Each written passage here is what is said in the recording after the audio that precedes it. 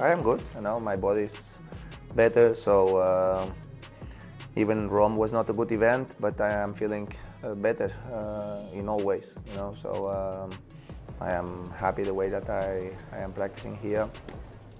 I know I have super tough first round, one of the toughest possible.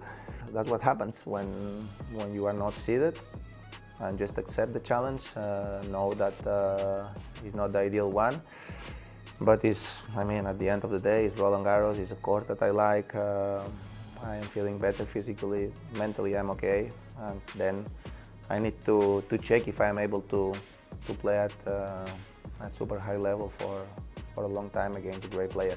Something that didn't happen since a long time ago. But I'm excited about exploring that.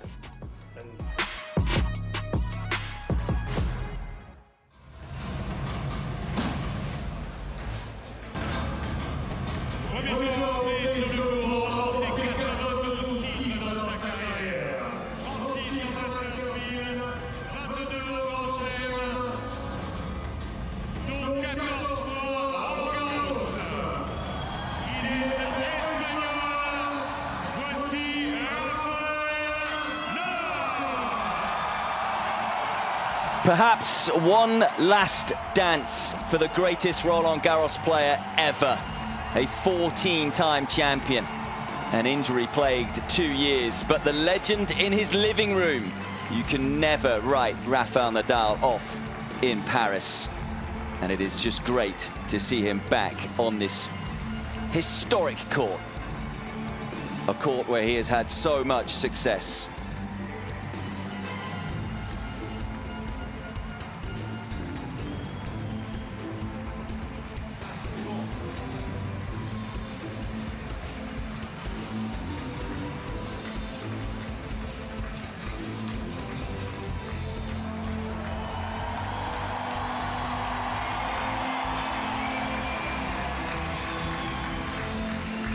S'imposer au numéro 4 mondial, champion olympique à Tokyo en 2021. Il vient de remporter le tournoi de Rome, l'Allemand Alexander Zverev. For Sasha Zverev, playing against the greatest clay courter in perhaps what is his greatest chance at winning a major.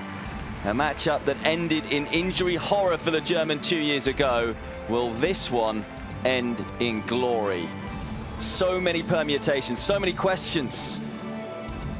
Sit back and enjoy. We certainly will in the commentary box. My name's Pete Hodges, and I'm joined once again by 17-time Grand Slam champion Mark Woodford.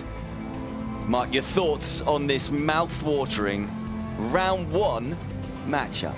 Well, I was going to say, Pete, the fact that this is round one, the atmosphere right now, and I'm kind of getting, you know, the hairs on the back of my neck. It's like a final. We've done many men's finals, always with Rafa Nadal, and that's the sensation today, right now. The crowd, it is jam-packed on Philippe Chatrier right now. Absolutely everywhere. You can barely see a spare seat. Nadal has been talking prior to this match. I said perhaps one last dance because he has still left the door open that this might not be his last Roland-Garros championships. He said he may well decide in about a month and a half's time. He'll certainly hope it's not his last match at Roland-Garros 2024. Myself, 25 seconds between points. You have the clock on the 2 big screen, but also 2 screens in front of me. Towel, as you have orange towel, you have the orange box, blue towel, blue box. After the coin toss, there's going to be a picture with the 2 kids. Any questions? No? Rafael, player, ball. Player. Player. Serve. Stay.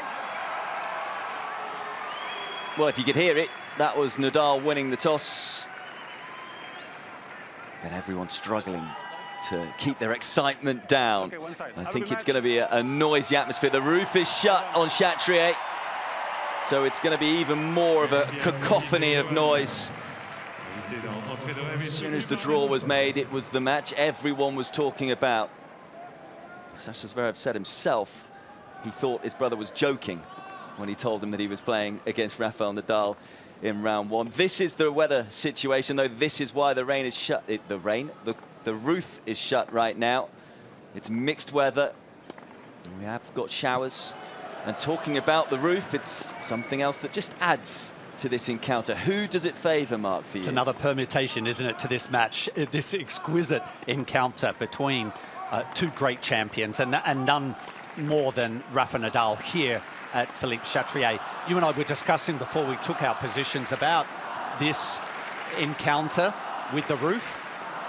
Yeah, I mean, you have a case for both, but for me, Pete, I think it might lean a little more towards this man on camera, who is victorious in Rome. He's won matches throughout the clay court season. There are some of his best results so far. But it really does. You enter the field on the clay season about how many matches you've played. And he has been able to play a ton of clay court matches. Yeah, he said right at the beginning of the clay court swing, he always takes a few tournaments to get going on this surface, but winning in Rome, he's in a 6-match win streak, although didn't face a top 10 player in the Italian capital. Of course, his father is his coach alongside him. I have to say, watching him practice the other day, they were looking very relaxed, which I suppose you would be when you've just come from winning another Masters title. That's it. That's the bonus for Sasha entering the court today, is that he knows he's secured one of the major titles leading up to Roland-Garros at Foro Italico. He won those matches. He was able to work his way through the field, beating Nicolas Jarry in the final, and he's got to be on top of the world. Yes, it's got to be a nerve-wracking moment for Zverev taking on this man, but there's got to be some self-confidence for Zverev that he has played a lot of tennis. As you see, the Roland-Garros best results, they do well to fit it onto one graphic strap. They have to write those dates pretty small. But of course, last one here, Nadal, for the 14th time, 2022. And amazingly, Mark, we were here for that.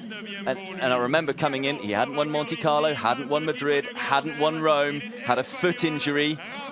Not too many were predicting him to go and win it. Can he do it again? Is it possible with the hip injury, with the amount of tennis he hasn't played coming into this year's championships? Yep, so it's the flip side for me, Pete. You've got one of the players, Zverev, who's been competitive throughout the 2024 season, early on, as well as the clay court season. And this man, Rafa, unfortunately, this is his first time back since 2022. Lack of matches, I think, really, will be perhaps the factor in this match for me. As much as I want to see Rafa continue the dance here, this is going to be a tough match for him. Yeah, as I said earlier on, he said it isn't his definitive last Roland-Garros. It probably is. Yeah, I wonder why he's all of a sudden throwing that in, because he was quite, this is my last year playing. Well, I think I got what he said. He said, if my body's healthy, and I haven't felt healthy, fully healthy for a good while, then why would you stop early if you can find the heights that he's found before? And I also think, watching his press conference, he was speaking so confidently. He's been saying he's been practicing brilliantly without limitations. He feels a lot better than he did maybe a month, 2 months ago. Yep. We've been hearing from other players like Greek Sport saying, hey, he's playing like he can win the tournament. We've heard Medvedev say something similar, as in, where are you sat with all that? As in, well, supposedly, Rafa hasn't lost a practice set since he's arrived at Roland-Garros. Each of the other players that he's engaged with, and look, practice sometimes can be drilling with each other, but more often than not, as you get closer, you end up trying to put match practice into effect, and he has beaten every one of them. Medvedev was a bit of cat and mouse. Again, you and I were having a little discussion about this yesterday, that Medvedev and Zverev don't see really eye to eye. But Medvedev was the one, when he was asked in his press conference about this draw, is it unfair? Two great champions. And he said, well, but he said, I've practiced with Rafa and he's hitting phenomenal. I think that was more or less to get under the skin of Zverev. I don't think Medvedev feels like that Rafa can win the tournament, but he could win this match. Well, both of these players, I have to say, when they saw the draw and then they spoke to the press conference, said it was fair. Zverev was very honest, said no one else wanted to draw Rafa Nadal in round one. He said he wanted to play him again, though, after the horrible experience 2 years ago where he left this very court on a wheelchair. But he would have liked to have played him a little deeper in the draw. He was leading at that stage. It was looking like a Zverev win that particular day, wasn't it? Yeah, 6-all in the second, although he had dropped the first, but he was playing some unreal tennis. Are we going to get more unreal tennis? Sit back and enjoy this one. The 14-time Roland-Garros champion, the legend that is Rafael Nadal. This could be his last ever match here at Roland-Garros as he takes on one of the big favourites for the tournament, Sasha Zverev. And it will be the Spaniard to get us underway.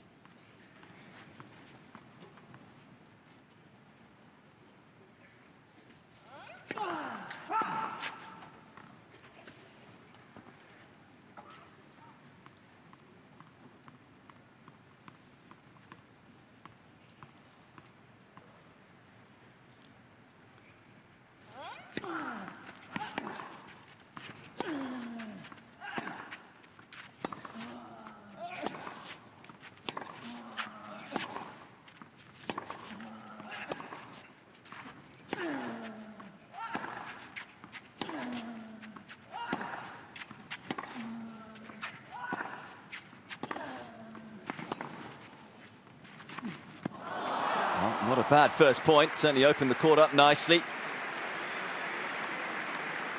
I saw the head-to-head graphic flash up during the warm-up. It is Nadal who leads it 7-3. He leads it 5-1 on clay. So what has Zverev got to do today to flip the script? Well, forget about the past. Forget about the 5 losses. Think more about present day. The fact that he's got the reps on the clay court. He's got that winning feeling. Taking that title at Foro Italico, but play proactive.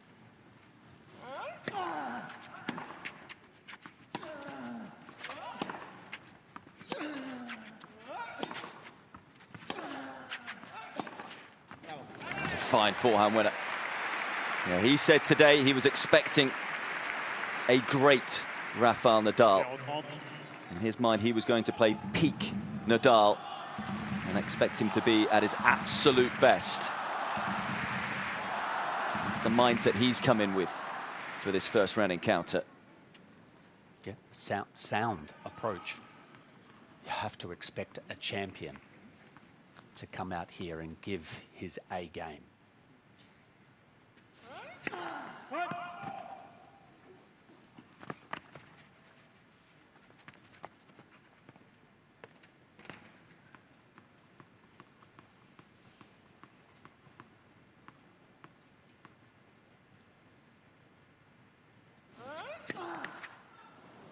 But a bit of a shaky start from the former world number 1.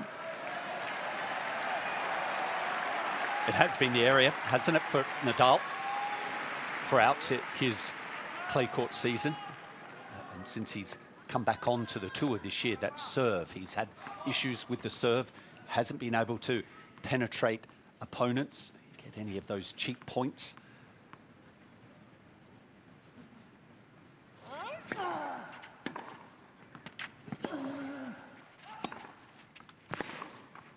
What a start for Zverev.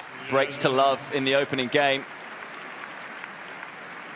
And talk about nerves. Nadal did actually say he wasn't feeling anxious coming into this matchup. But that was a bit of a shaky opening game from the 14-time Roland-Garros champion. We've been talking to Nick Brown throughout the week. He's been watching Rafael Nadal practice a lot. And he did say he didn't see him hit as many serves as he was expecting in his practices. Yeah, and there's the differences when a player will practice. They're working on different parts of their game. They may not end up hitting that many serves, but then we've been hearing from players that he does get out onto the court with, and they've been playing practice sets. He has to serve, and again, reiterate, just about everyone that he's practiced with, they've turned around and they said, yep, he took care of me. He ended up winning the set, so we'll see. But that that was a shaky start. That's nerves right there for Rafa. We're not accustomed to seeing, but have a look at that. He just looks so ready for this match, Zverev.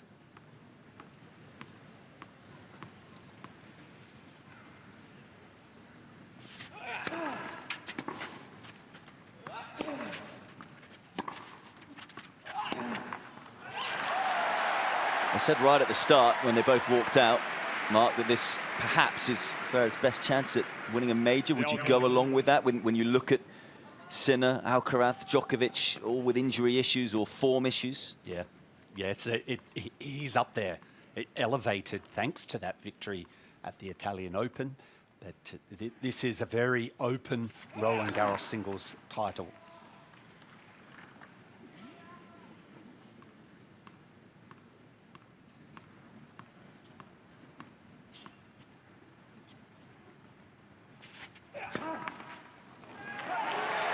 Of course, that has been an issue for Zverev in the early years. Last couple of years, it's certainly improved a lot, particularly the first serve percentage that has very much protected that second serve, but maybe just a few nerves for the German as well here. Yeah, you think, wow, why should he be? He's just broken serve to love, but that can be unsettling for you.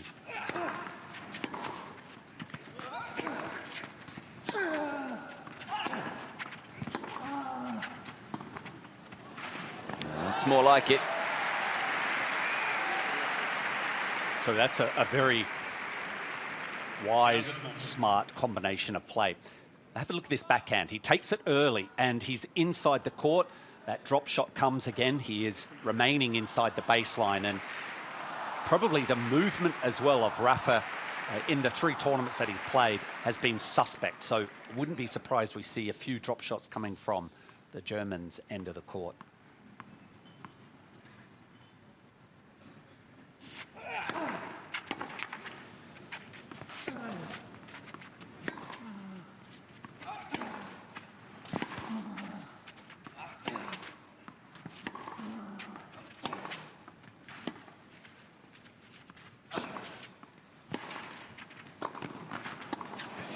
Oh, well, he had the chance to steal the point then, Nadal, even though he was the one under the pressure and under the pump for the majority of the rally.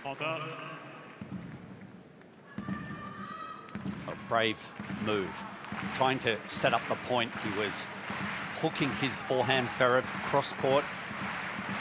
Saw an opening to come forward. He's going to have to volley better than what he just executed, the high forehand volley. That went down the middle of the court, and a real sigh of relief to be back at 30 all.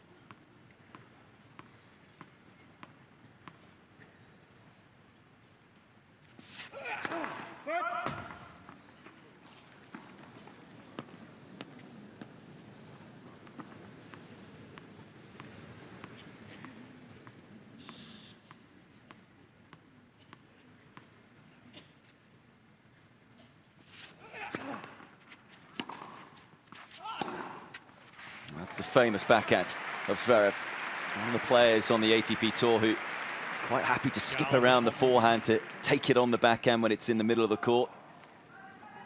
That shot is money, isn't it, Mark? It is. It is. It's a good point that you make. Probably 90% of the players today, way men's tennis goes about, it's business. Anything down the middle, players will take it on the forehand and hit it into the off direction.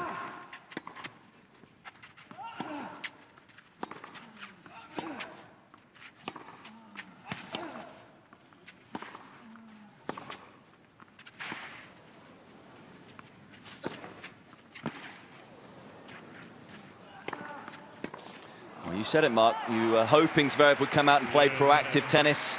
And in the opening 2 games, we've certainly seen plenty of that. Really bright start for the German, who was able to hold from love 30 down. Zverev men 2-0.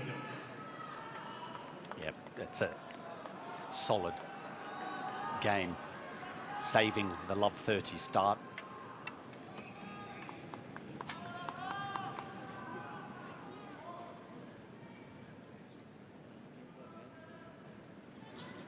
Nadal admitted himself that didn't quite know what was going to happen. He's talked up his practices so much, and saying he's moving now without limitation.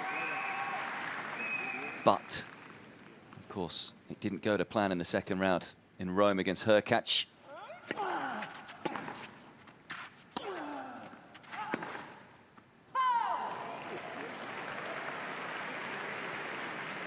Of course, on the match court, very different to on the practice court.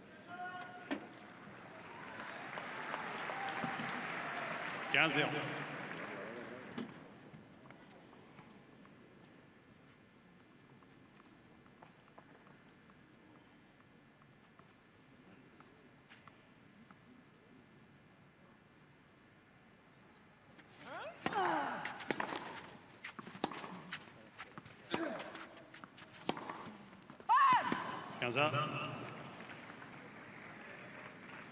He did say he wouldn't be here if he didn't believe he could have success.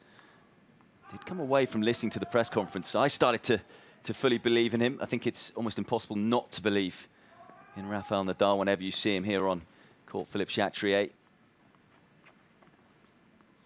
112 match wins, just the 3 losses. It is mind-boggling, isn't it? 14-time champion.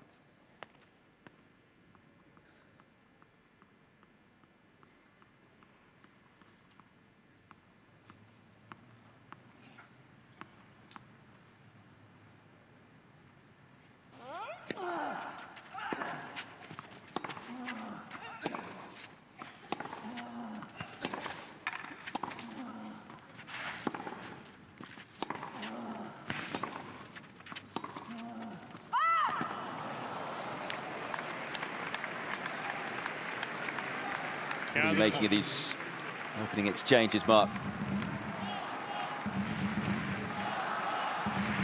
Well, for me, it's like watching Rafa when he has played over the 3 events. It's Barcelona, Madrid, and Rome. It seems to be a player that's searching for some of his best tennis, and it's just not synchronized. That's a bonus. That's almost the first unforced error coming from Zverev, and that might give Rafa some breathing space.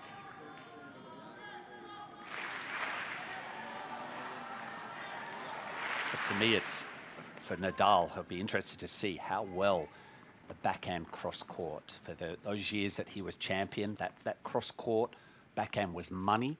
It opened up the court for the one up the line. You can apply the same theory to the forehand. How many times have we seen that whip forehand up the line that he draws back in? Just haven't seen much of those shots executed in the last month.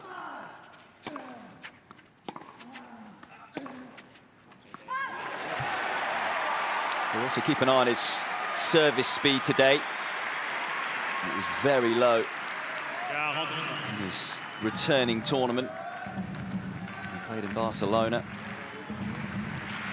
Started at 102 miles per hour, up to 113 miles per hour in Madrid, and then was a little quicker than that, 114 in Rome.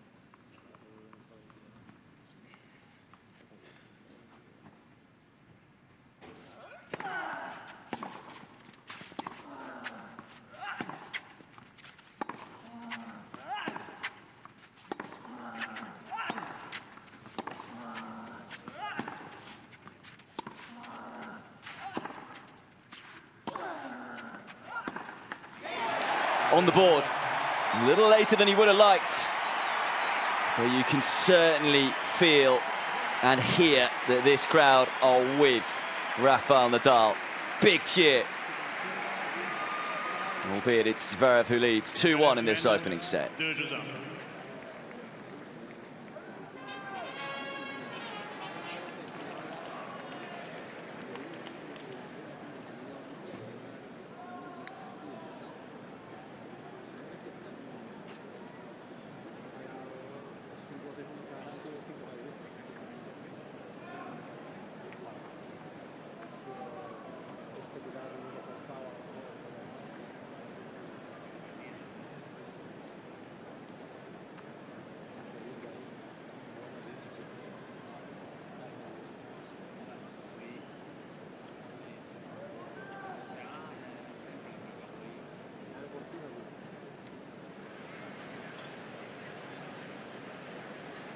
Reprise.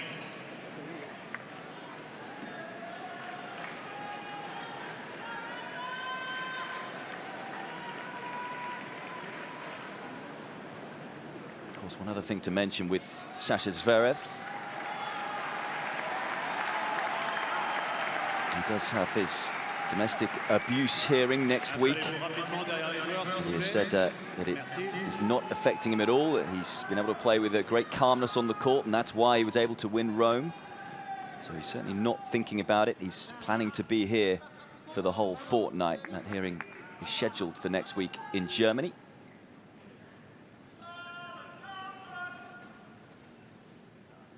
Just a little hold up behind the court. Some fans haven't been able to locate their seats, the prime seats. How are they late for this match? Yeah, there they are. There's the culprit.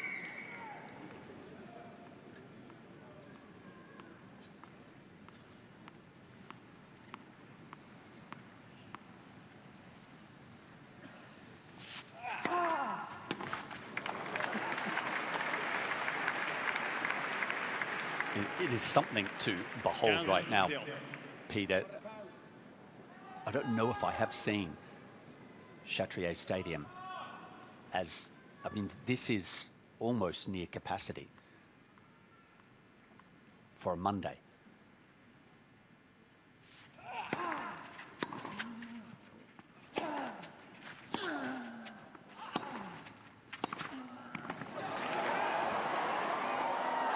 Oh, superb reactive skills. And a fair few of those fans you were just talking about already on their feet. Well, the approach was up the middle. He did a good job with the half volley, Zverev, but of course Rafa, usually very aware and ready with the reflexes when he gets to net. Yeah, let's not forget, this is a battle between two Olympic champions.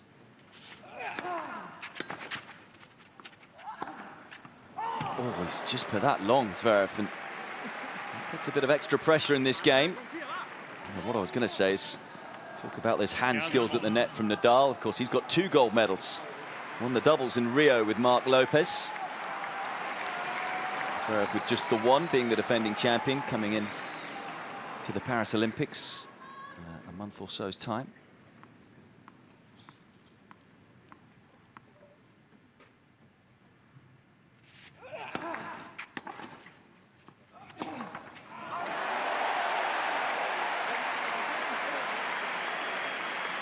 So just falling off of that forehand. It's a shot that he needs to execute. He's got to pull the trigger on it because the ball, the return, was mid-court. Just lost his form on the forehand, Zverev. So a couple of break opportunities now for Rafa.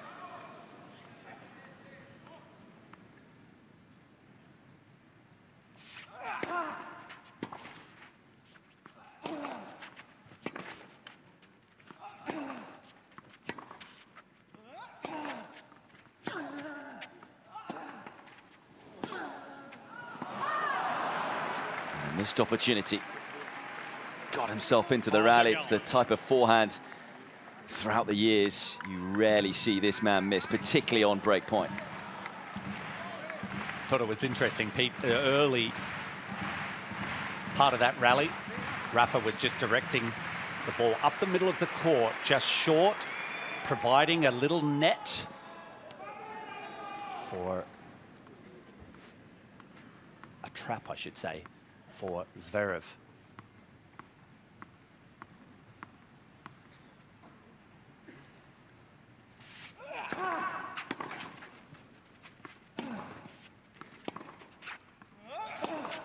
Oh, that's a ripper of a forehand.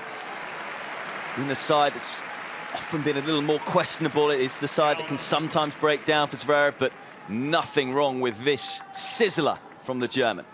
Yeah, and generally, that ball up the middle, when with depth, he directs it cross court.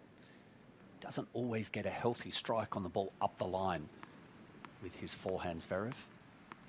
A brave play.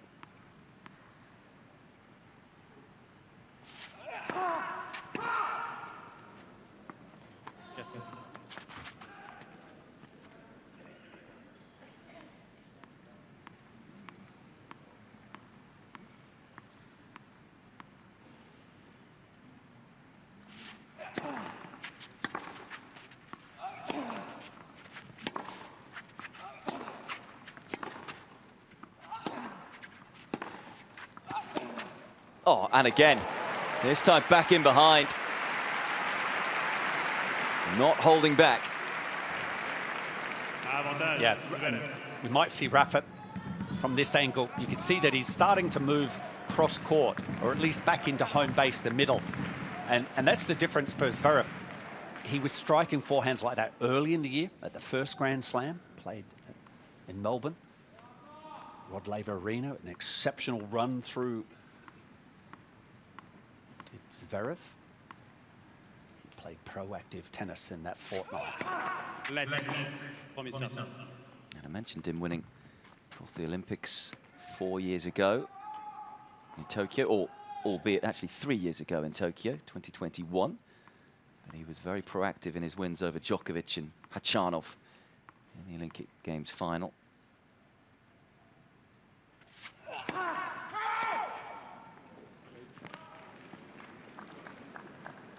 Let's a closer look at this one. This one here. Yeah, just missing, so it will be a second serve for Zverev.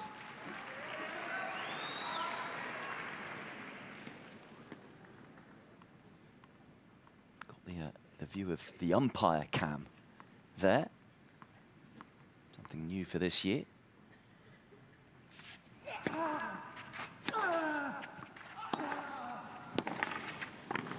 That's just a rock-solid point from Zverev. Very tidy tennis from the world number 4 as he wriggles out of that game, saves a couple of break points and re-establishes the 2-game cushion early on here in set 1.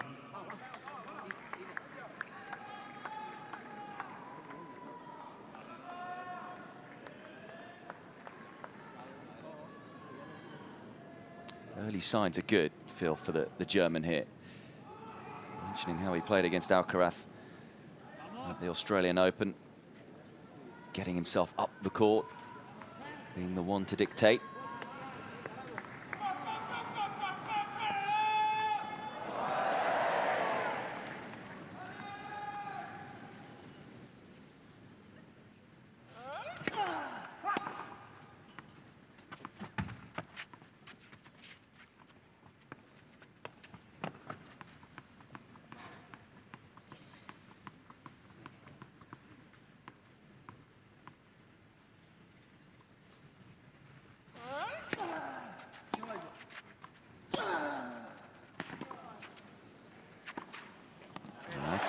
More like the Rafa Nadal that these fans know and love. Whipping that ball up and inside the baseline. 15-0.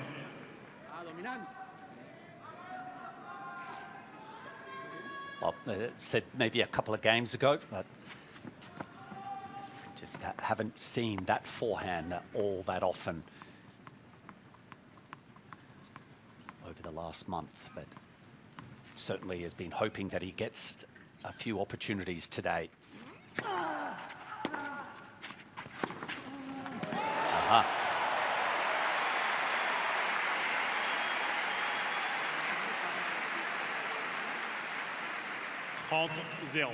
Certainly been a feature over the 14 times that he's won here and dominated the clay court season.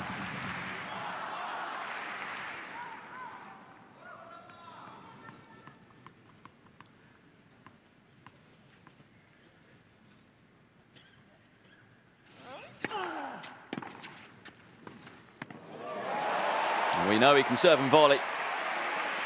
Recognising Zverev sits so deep on the return, so taking advantage of that space. 40-0. Yeah, and why not?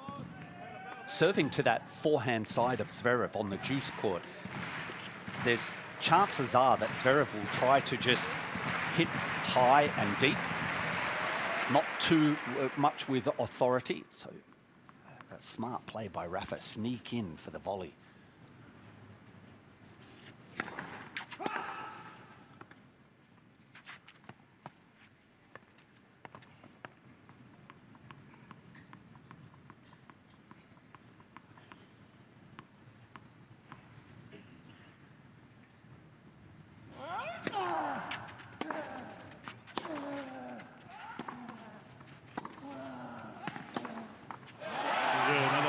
feel he's settled here. Nadal, confident service hold for the 22-time Grand Slam champion.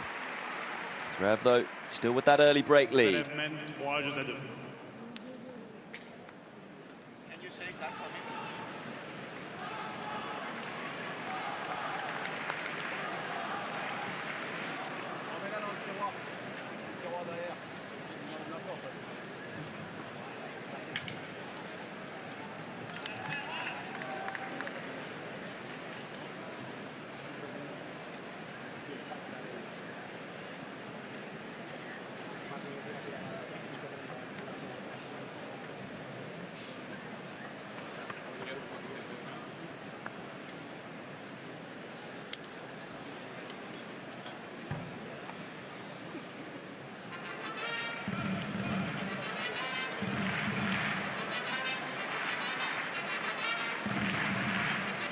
Reprise.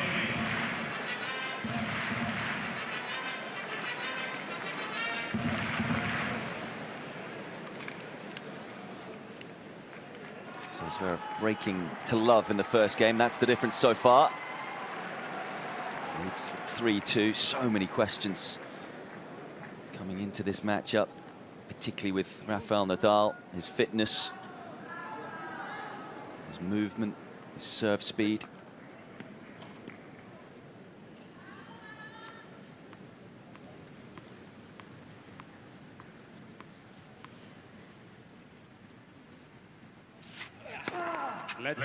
He mentioned in the press conference himself, first time he's played a real top-tier opponent, first top-5 opponent since the Tour Finals in 2022. He's not had a 5-setter since June 2022. That was Taylor Fritz at Wimbledon.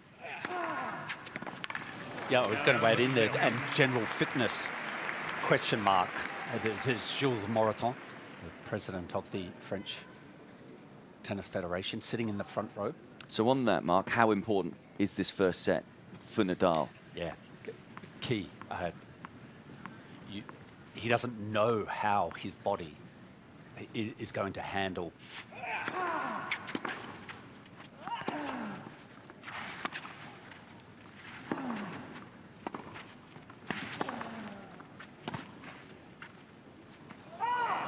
He only played 4 matches last year. That was right at the start of the year as well. You can spend those hours on the practice court drilling, which I'm sure that he has extended hours on the practice court, but it's getting into those match situations, and he's played 3 events, all best of 3 set format. Best of 5 asks a lot more of you.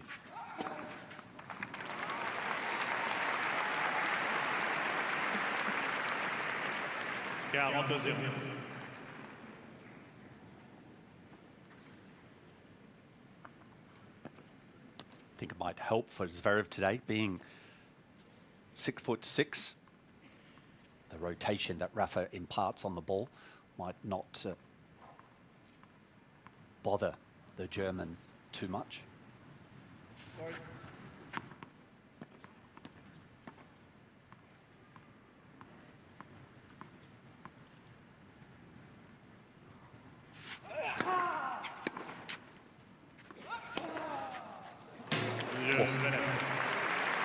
Some heat on that forehand. Just wonder whether that has been a tactic he's discussed with his father. Forehand up the line, he's going to it often in the opening 6 games. That's a clean service game.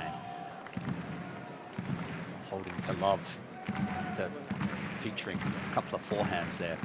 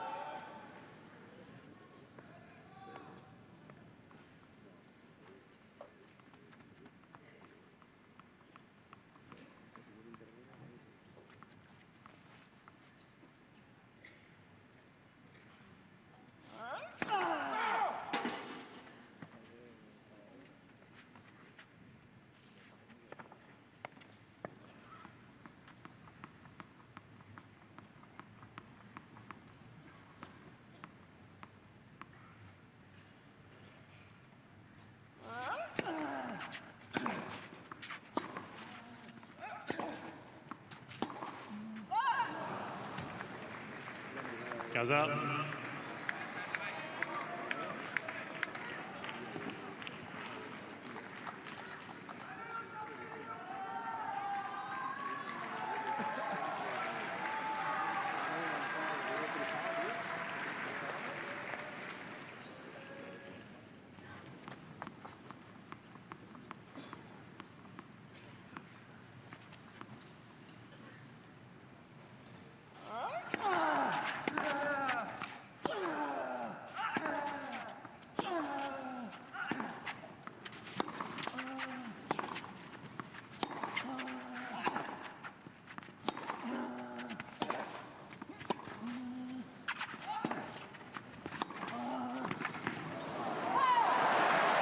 Didn't do quite enough on the approach and is made to pay. And thanks to being 6'6", the wingspan of Zverev extended. Not too many players would have been able to get a racket on that forehand volley, and it didn't miss by much.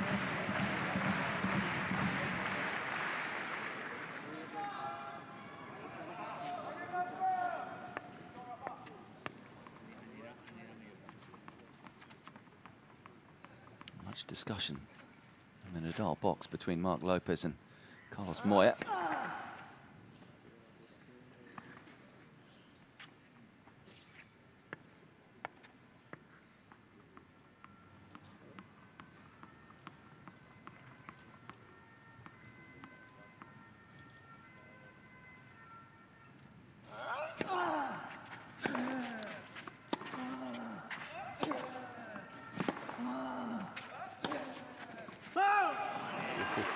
Close. There's the box of Nadal. Dad sitting in the third row. Uncle Tony also present. Mum and sister to the right, up the very back row, and his wife, Shiska, sitting on the top left. No son yet. Rafa Jr. must be in Rafa the Jr. creche. Yeah, he chuckled saying, because someone said, isn't it great that your son can watch you? He said, I'm not sure he quite knows what's going on. Only about 1.5 years of age.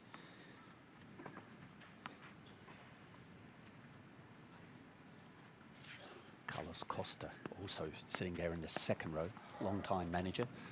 Costa, a former player, a very handy clay court player.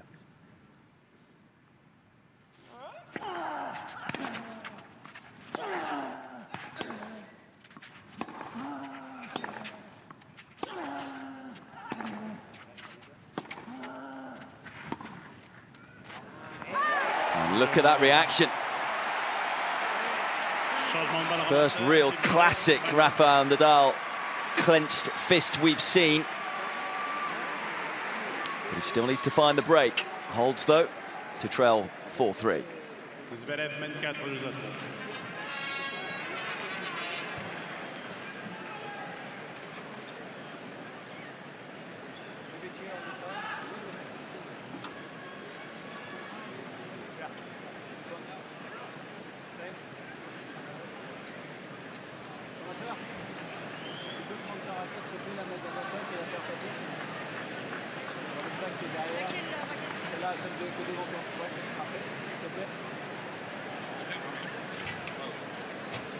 Zverev just giving himself an insulin shot.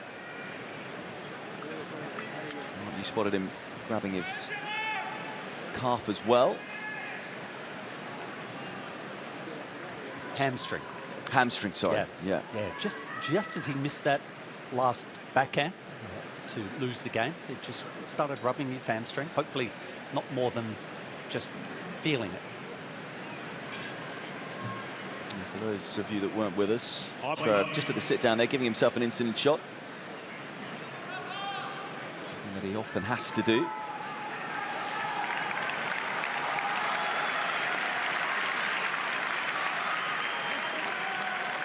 Just wonder from a psychological point of view, I mean, we know Nadal thinks about his body language and what it shows to the other player down the other side of the net. Often we see him running around at the start of the coin toss. Just wonder with that fist bump and fist celebration. Yep. Was that meant for Zverev?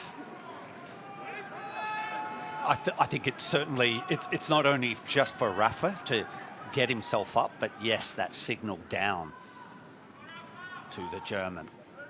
I'm still here.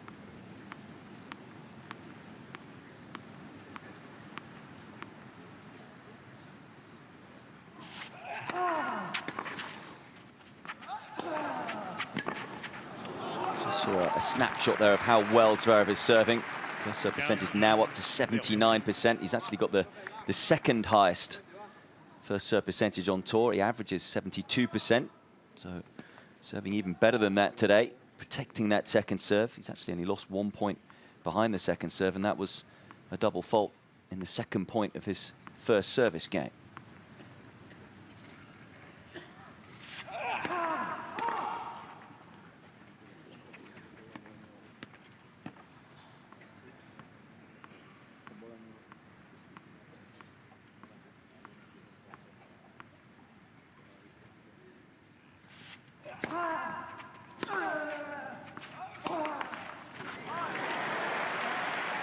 Now he's lost the 2.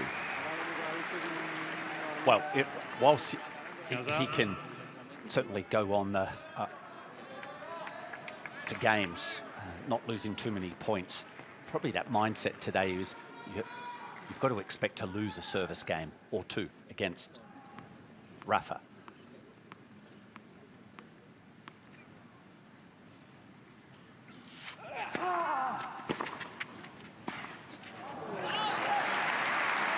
I know you like that play. Yeah, I do. Again, it is Rafa, but he plays certain patterns, Nadal, and when he gets pushed out wide on that backhand, on clay, predominantly will go back cross court.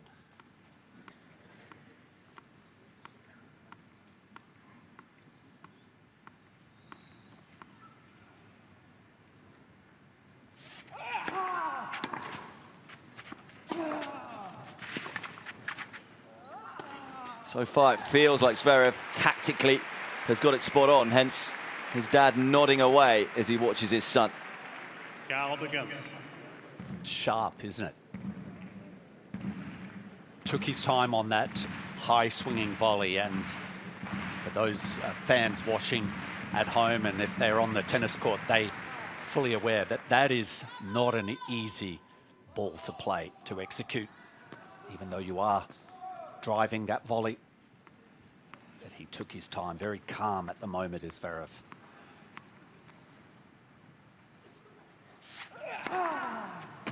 Super serve to close out another comfortable service hole for Zverev.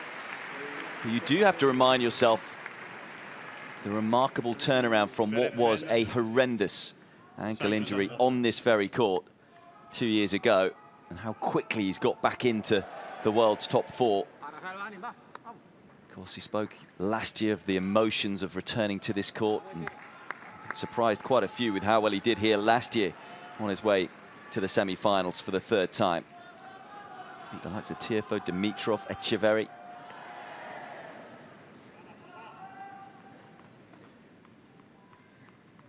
There's Marion Bartoli. Anyone is here.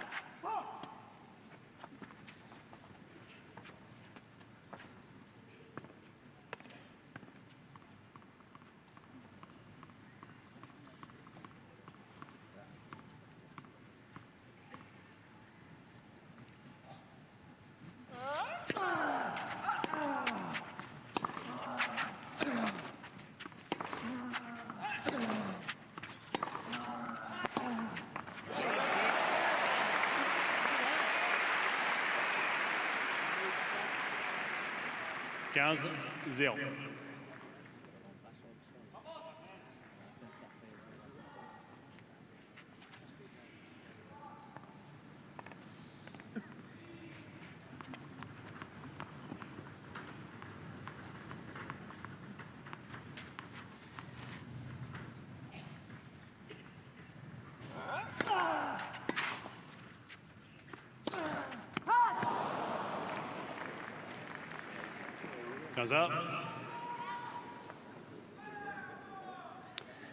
As I say, a lot of discussion there, Mark. What perhaps is being said between Marc Lopez and Carlos Moya? Yeah, there's Marc Lopez. He's the one in the middle of that picture. Carlos Moya sitting next to him on the left of the screen. And look, there's always been a lot of chatter between Marc Lopez and Rafa when they played doubles together. Of course, this year we have the microphone in the coaches' boxes. That's why you can hear that chatter in the background. They seem very relaxed despite the scoreline.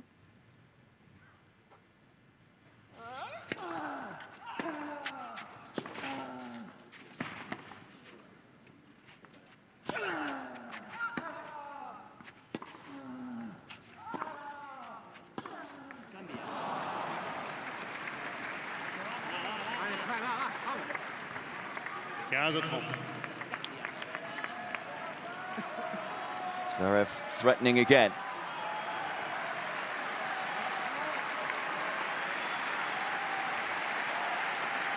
This crowd once again tries to lift the 22-time Grand Slam champion.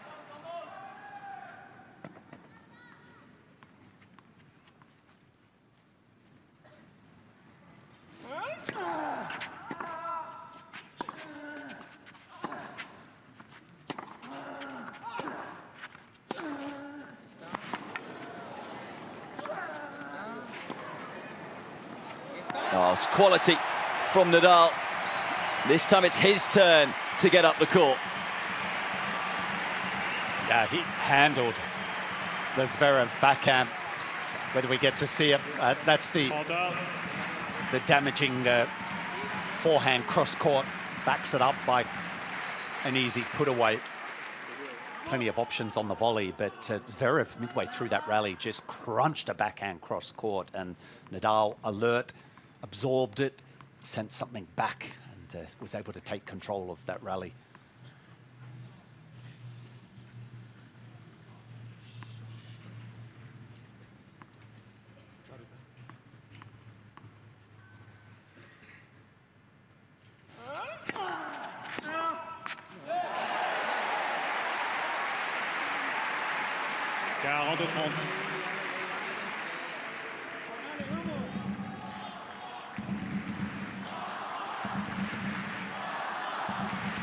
To say, walking around the grounds this morning, there were Rafa shirts pretty much whichever direction you looked. Chance to ask the question of his opponent.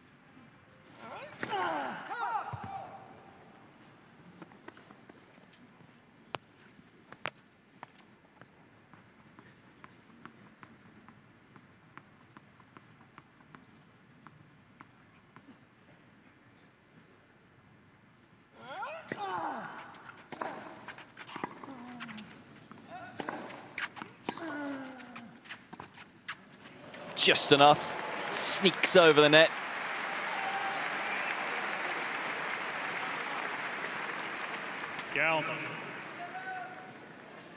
Delightful, the touch. It's an option for Zverev. He was lining up to hit that two-hander backhand. When his racket goes back, it's generally up high, and able to take his left hand off the racket. Come underneath the ball. Still alive in this game. Boy, he'd love to break, wouldn't he, Zverev? As opposed to trying to serve it out.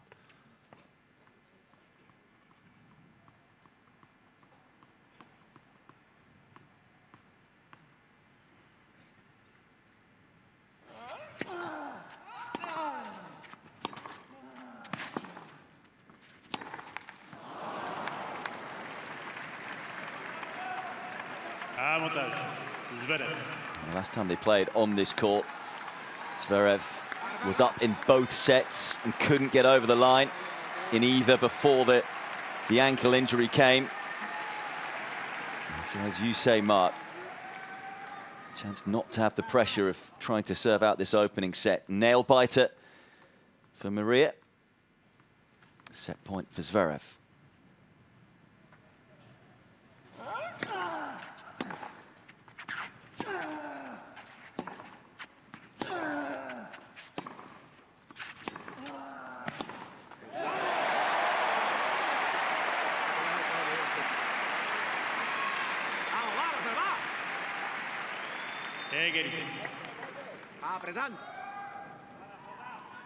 Didn't allow the ball to come to him. Nadal with the backhand cross court. He stepped into it. Full throttle on the backhand cross court.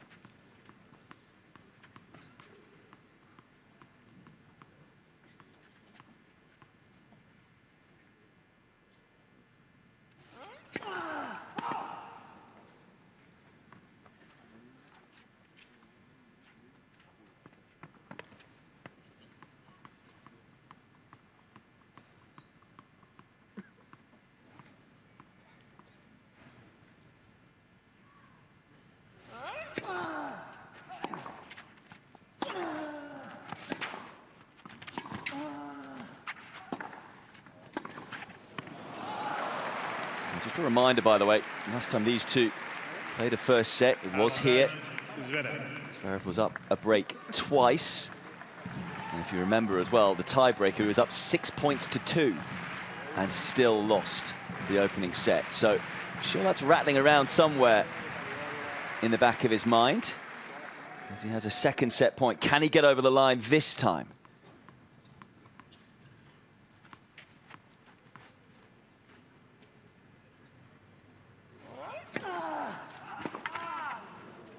It's a classic Nadal serve, isn't it? The lefty swinger.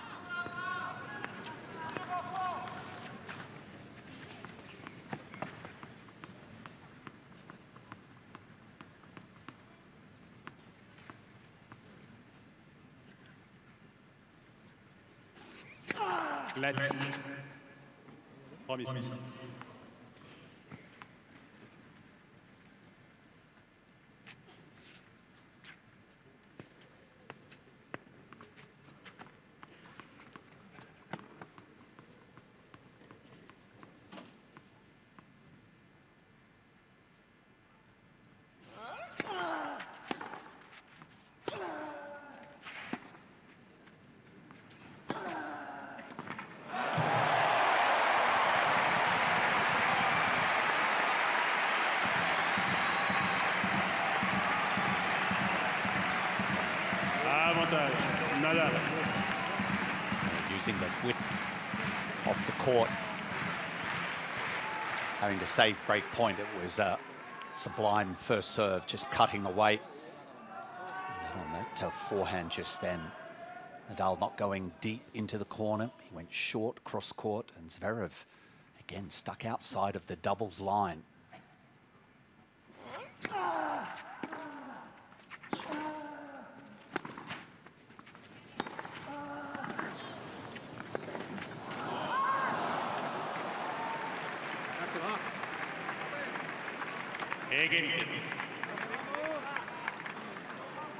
Look, without trying to overemphasize some of these mistakes by Nadal, that it's happened a number of times for me. I've noticed, Pete, when the ball has been sent down the middle of the court, he hasn't picked it up exceptionally well, or with a usual Nadal response. Seems to have mistimed it.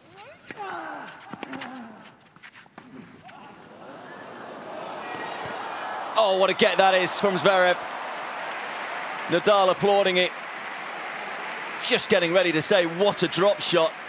Instead, it's what foot speed from the German. I wonder if he telegraphs, if we can capture it from here. Zverev is out of the picture there, but boy, he got it there. It wasn't off of the shoelaces, it was around the calves. Still able to control it. Beautiful. Third set point.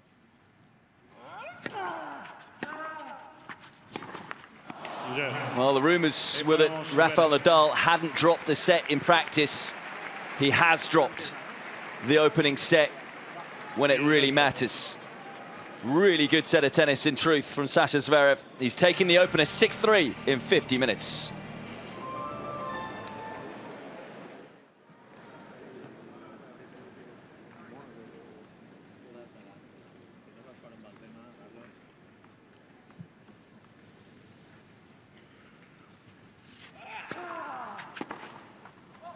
Incidentally, I mentioned that he was 112-3 at Roland-Garros. Nadal, 87 of those wins were in straight sets. It's not going to be that today.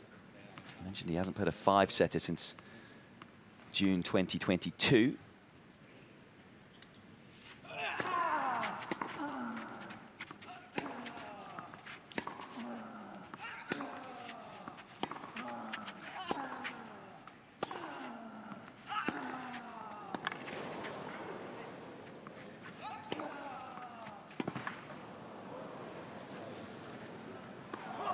Aggressive tennis from Zverev, but did play a 4-setter against Jack Draper.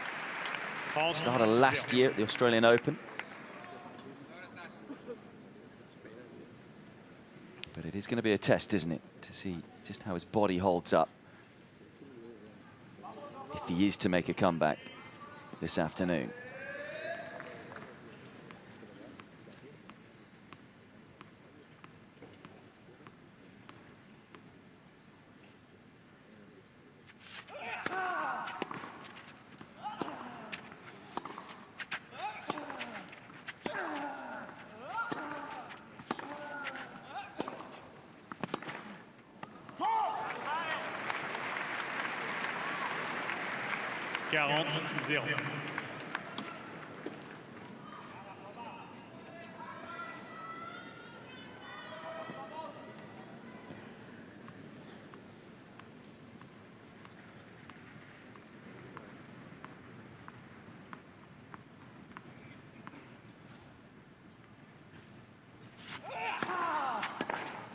Really, it's everything he would have dreamt about, Zverev, on serve so far.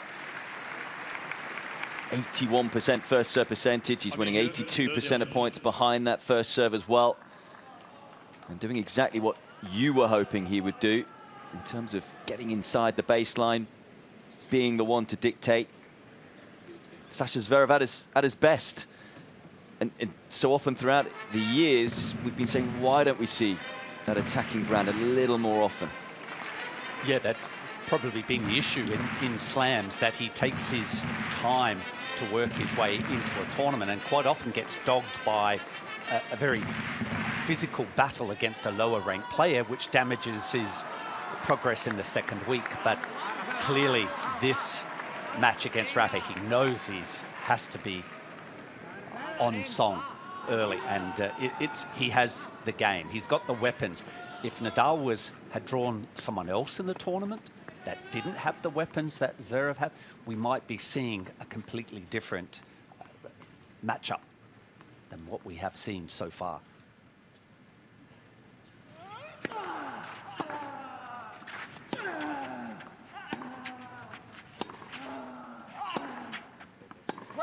Because watching Zverev throughout the year, it has been little Jekyll and Hyde. It even was Jekyll and Hyde at the Australian Open this year. He was patchy in a few of the early rounds. He ended up having 3 5-setters, and that was probably what did him in the end against Medvedev in that semi-final, despite the wonderful performance against Alcaraz in the quarters.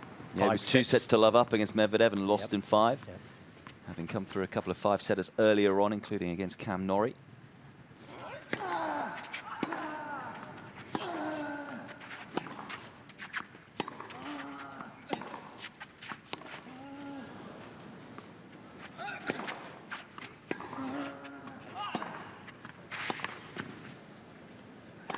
Always missed that one, though. No hesitation to get up to the backhand, but didn't ever really looked settled on the overhead. Just seemed like the ball got caught in the lower part of the racket, near the throat.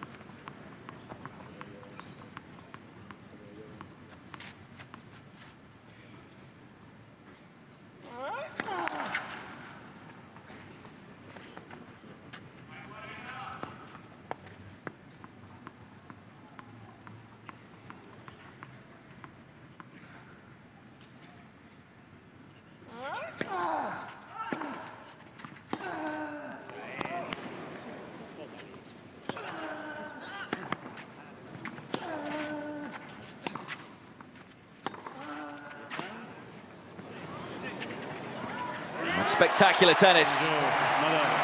And it's Nadal who comes out on top of that fabulous rally. Maybe that's the point to get Nadal firing. Well, there's some incredible footwork by Nadal. If we get to see more points like that, Pete, where he's able to shuffle around the backhand and take it on the forehand, that takes very precise, small steps, and then to still engage in the rest of the rally, I think that will certainly give him a boost. And I do feel like that the reaction, you mentioned it earlier, a few times that he's given that fist pump.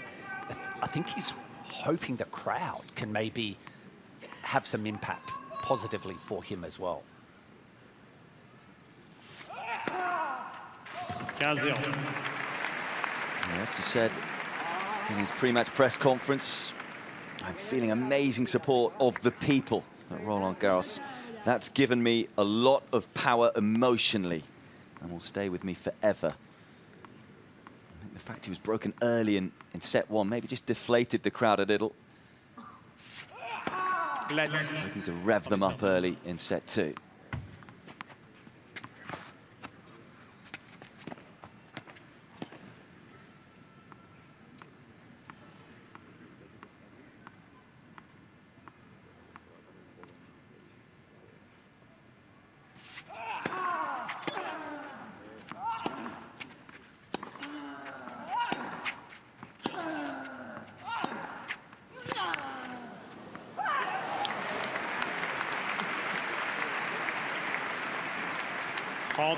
Zero.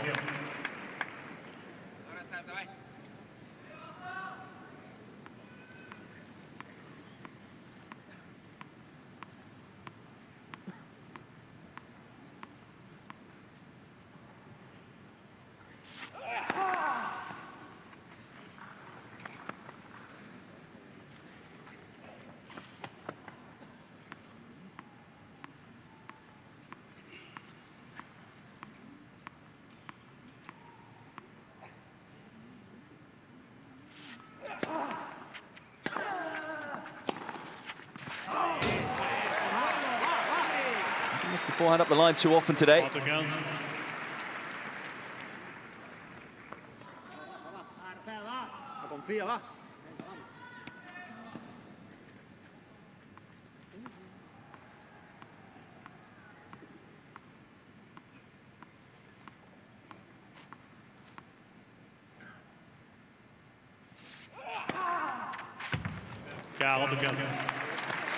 Just what the doctor ordered. Misses relatively routine forehand, and then next point, cheap, freebie, third ace. And that alleviates that pressure, doesn't it? To be able to hit a free point, began the service game with an ace out wide. It's a buffer. Oh, has that caught the line? No, it hasn't. Yeah, it has. Oh, it has. Initially called out, but Nadal overruling. Nice sportsmanship as ever from the great champion. Zverev holds for a 2-1 lead, second set. Zverev mène 2-1.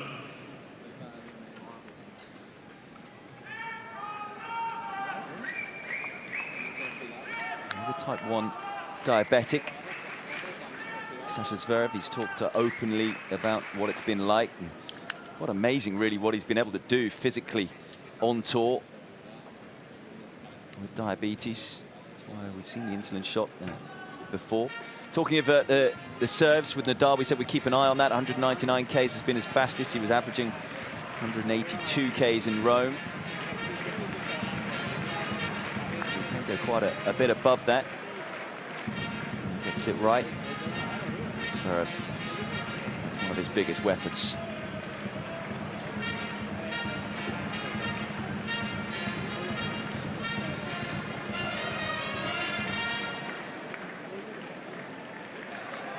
Reprise.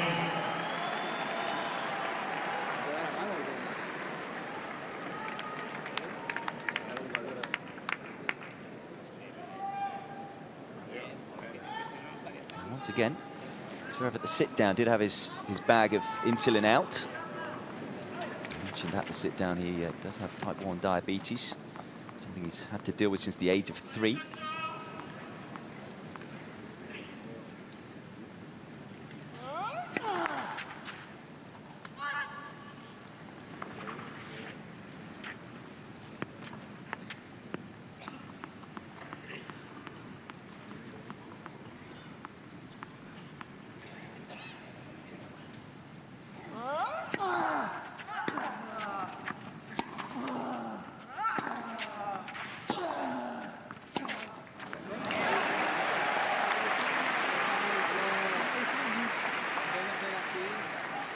Zero.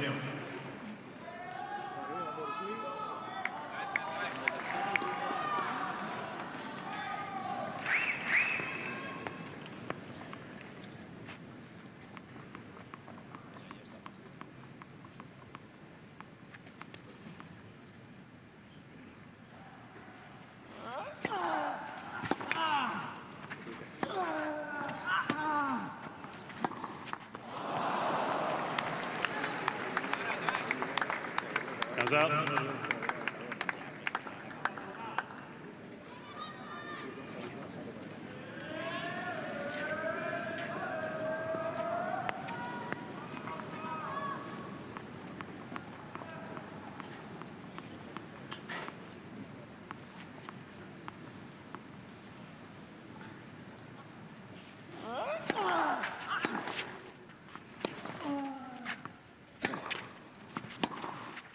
And by the way, if you are hearing chatter in the background, it seems to be Lopez and Moya and the team continuing to talk to one another. Not always Moya, but very much Lopez. And as much as we don't usually have a microphone, it does feel a little unusual from a psychological perspective, Mark. Yeah, yes, it does. And you can see Moya, he seems quite pensive. I think a lot of the chatter is generated by Mark Lopez. If he's not talking to Moya, he's looking across to the other coach and trainer. And I'm sure there's going to be more chatter after that miss hit, but yeah, it's constant. There's the whole box. And maybe they're just a little stunned with that miss. No chatter there, but does it feel a little, they're not confident? There's constant. That's what I was thinking. I mean, why else would you be talking so much? We're trying to find solutions, but it's Nadal who needs to find a solution right now. 2 break points for Zverev.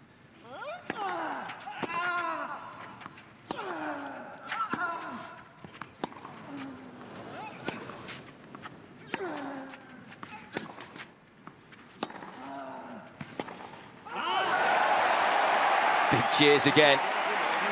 The angled backhand that you were talking about that worked so well in 2022 for Nadal.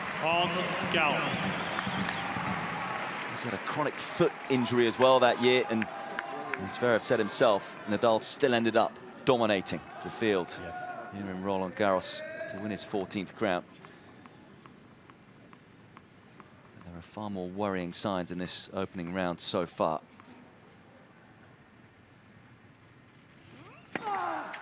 That's a little better. Clutch on the second break point. Great champions always seem to find aces at the right times. Well, I wonder how many aces he's struck in this journey so far in the clay court season. It has troubled him, the serve, not able to generate a lot of pace. That was the combination of placement and pace.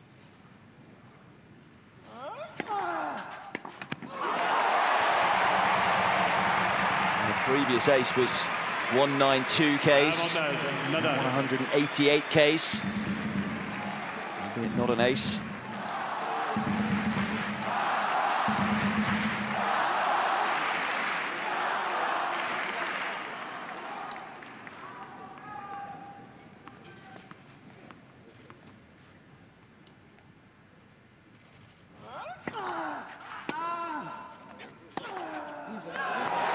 What a hold that is. 4 brilliant points in a row for Nadal. And the 22-time Grand Slam champion is bouncing. And his box looked gloomy a few moments ago. They're now responding to the great man. 2-all. Here's the forehand. A whip around the head. And have a look at this leap. Deux jeux partout. Merci. Gets plenty of air, and there's the fist pump. And that is just to get to 2 games all.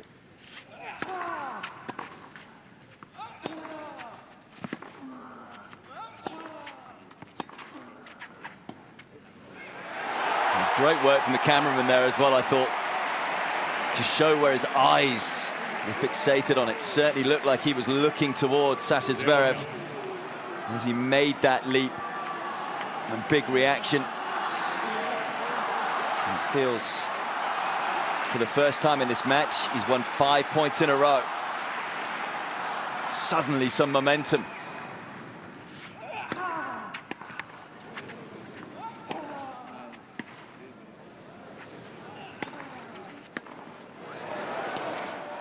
Got to give credit to Zverev, able to reset after the smash. Boy, that is clean. It's not a shot that he's been comfortable with, the forehand up the line in his career. He's tried to hit it more precise. Try to flatten it out, and it is paying off.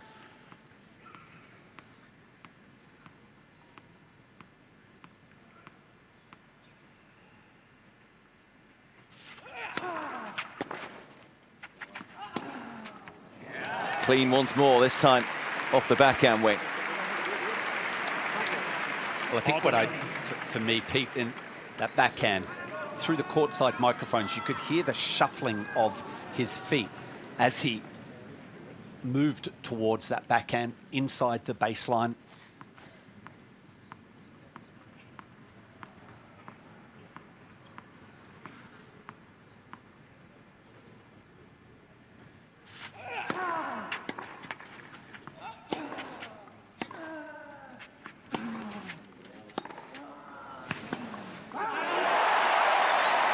He hasn't really been able to put Zverev under any pressure in his service games.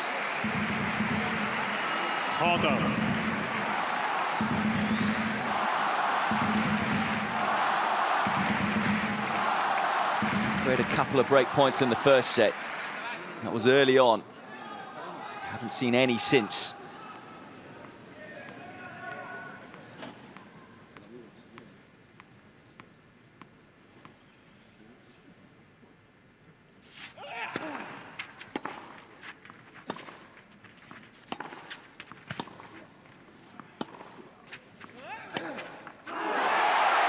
Just feels like he's beginning to find that cross-court backhand. Able to come out on top of that exchange. You just have to love this sport, particularly watching the greats. You can never count them out. Now Lopez is smiling rather than chattering. Yep. The arm wrestle. At least he's now back into that encounter. And now with a break point, see if he can break the rhythm of Zverev on serve.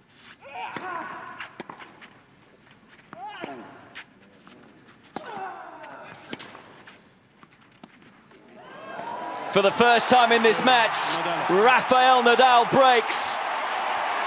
What a couple of games from the 14-time Roland-Garros champion. Saves a couple of break points himself. And then pounces in the next game to lead 3-2.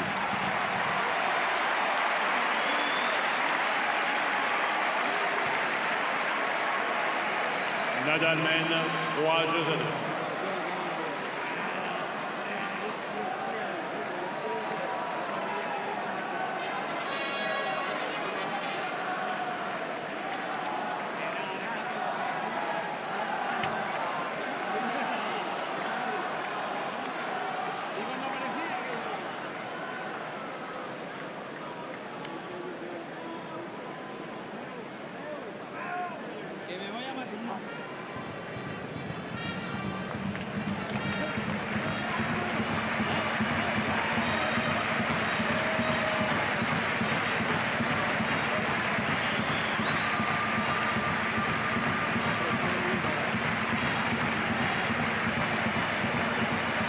Reprise.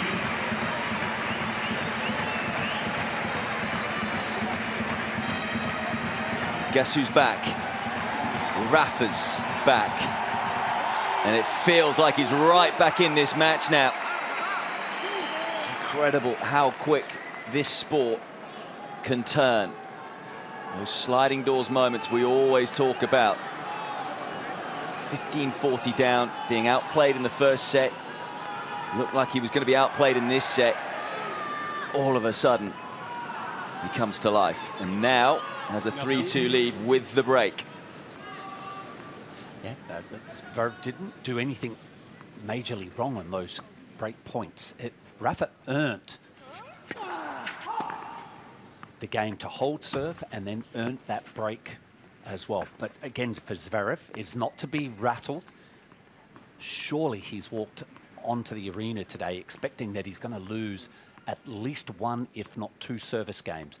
But it doesn't mean the end of the chances to win.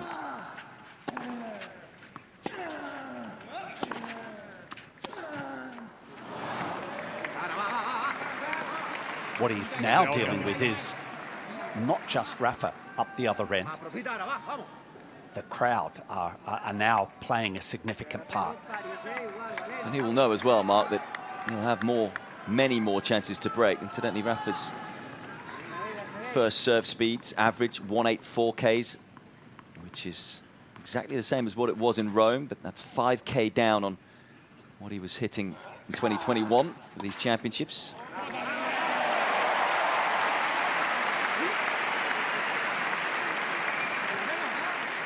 But is that serve warming up? That ace on the second break point in his previous service game felt very big.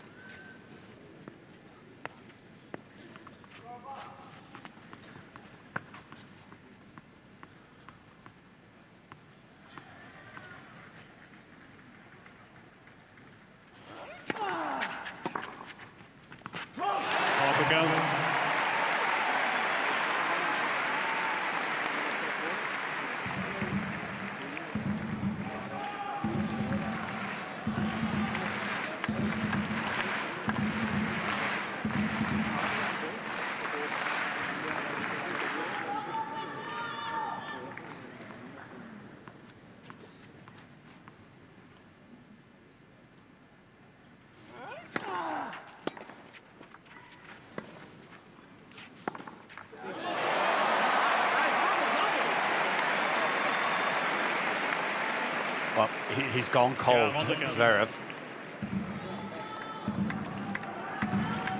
A couple of unforced errors or unusual mistakes. We haven't seen them since perhaps the first couple of games of this match.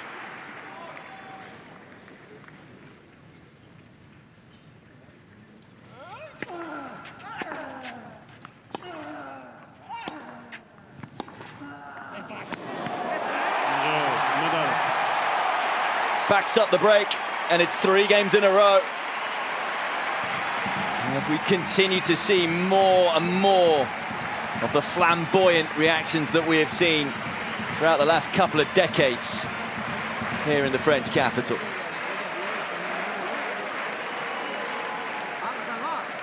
Nadal mène 4-2.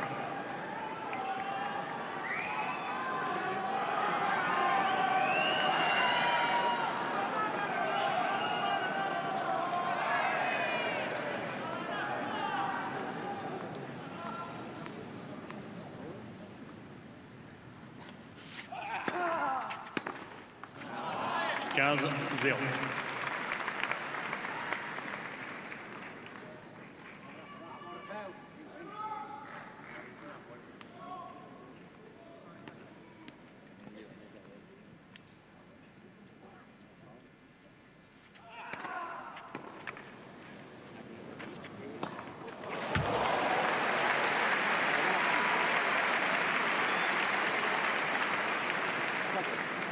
30-0. Incidentally, in this set, despite being broken, Zverev has only missed one first serve. 17 serves he's hit, 16 made.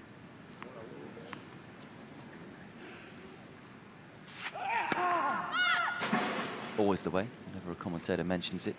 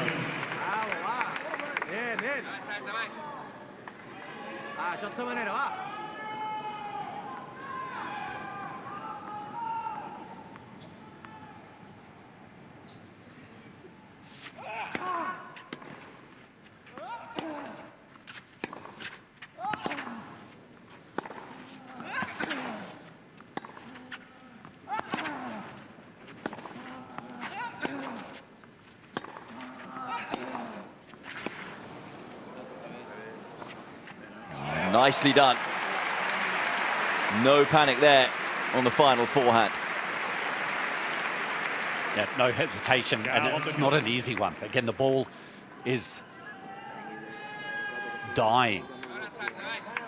Just sitting there, he has to generate his own pace. And he made sure that he got up to the flight of the ball there, so he's created a very strong base. Just was able to wait long enough to see Nadal move in the other direction.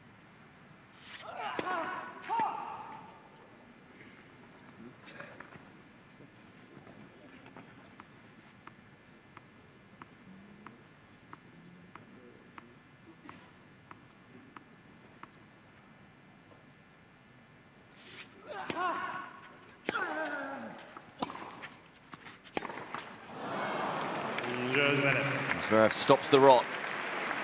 Hence the groans around court, Philippe Chatrier.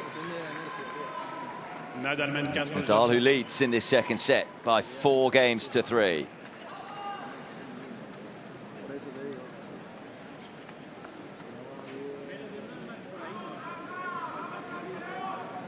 Please, one of my waters, please. They're inside. On the back.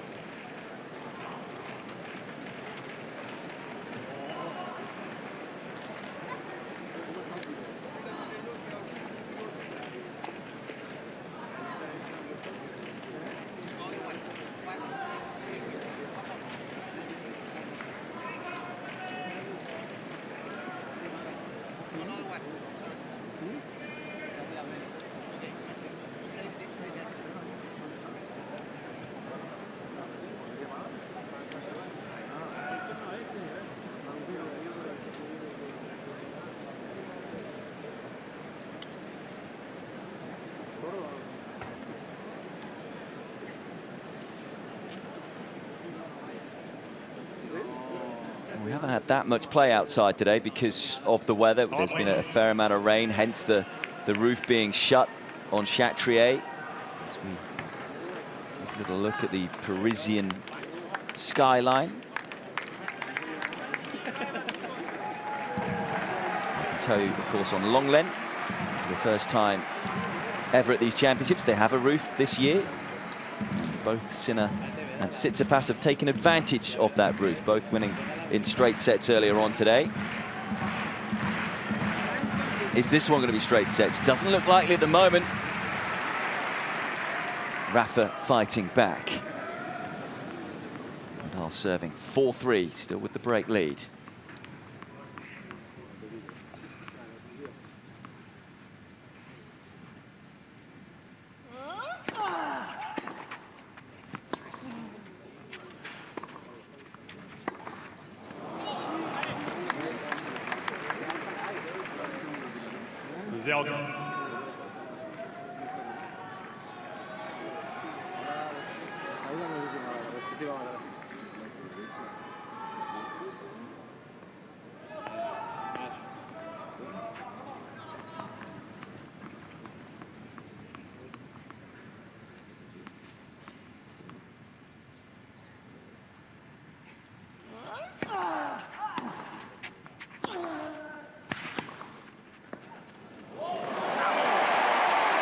Might not have been the cleanest, but it certainly worked for Nadal.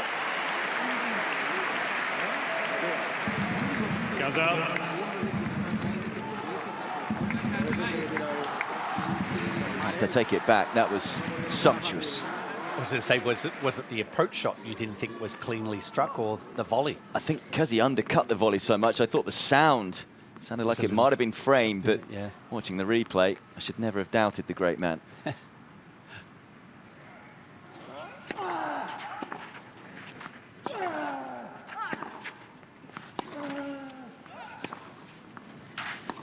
I was actually just about to say, it feels like he hasn't missed a volley today as well. And that graphic confirming that 7 from 7 when he has got forward. Well, I think over a period of time that I've commended him so admirably about being one of the best volleyers, because it's not necessarily the volley. Generally, he's winning points with where he bunts the volley into the open court. It's the approach shots. It's the way that he has weaved a web to arrive at net.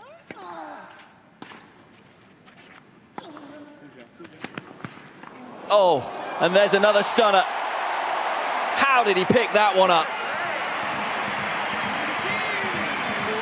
That ball was traveling. And it's just a simply sensational bit of hand skills from the Spaniard. Yeah, that was a bullet by Zverev up the line, but Rafa, it wasn't a half volley even. It was a shoelace volley. Racket face was open. And it's one of those where you don't panic. You can, as a coach, try to explain to your player, just don't panic on that shot, but it's hard not to.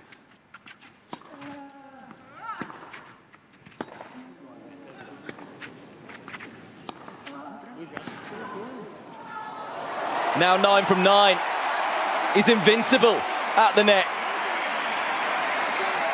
And no wonder people are on their feet again. 3 times in this game.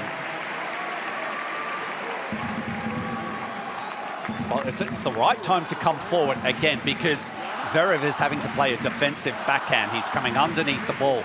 Well, let's see how low Rafa has to get to the net. There's that commitment. He knows one volley will be enough. There's that stat, 9 of 9. Zverev is pretty handy at 9 of 12.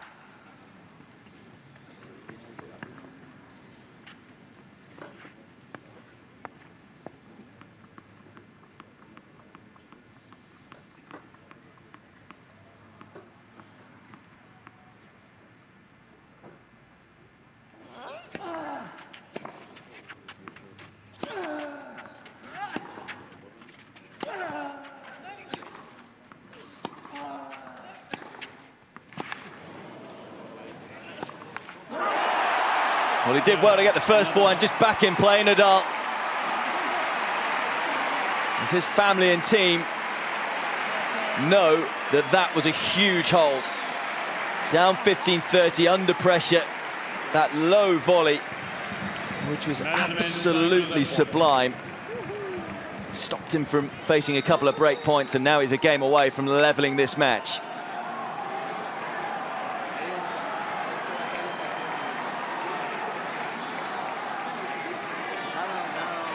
I don't think she's going anywhere. Well, let's hope not. She was just reaching in. No doubt she's getting a ton of messages. Rafa's playing decent right now. She's replying back, yes. I don't think they might not have been saying that right at the beginning of the match. No, he's playing great now.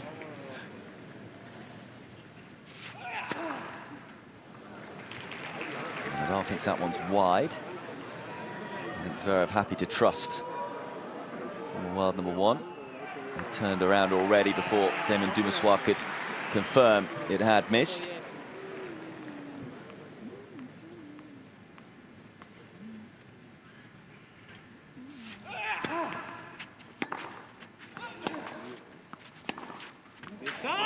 Paints the line.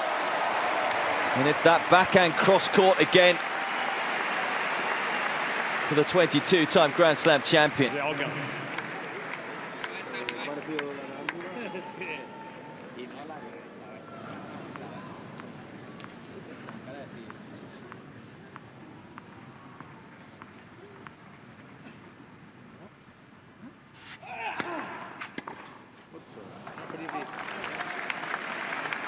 15 arts.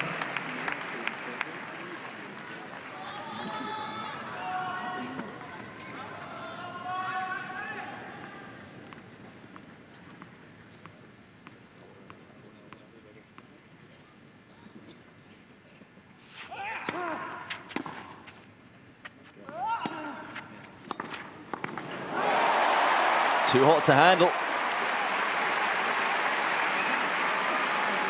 Similar to Zverev in the first set, how Nadal would love to get over the line here and not have the pressure of serving out the second.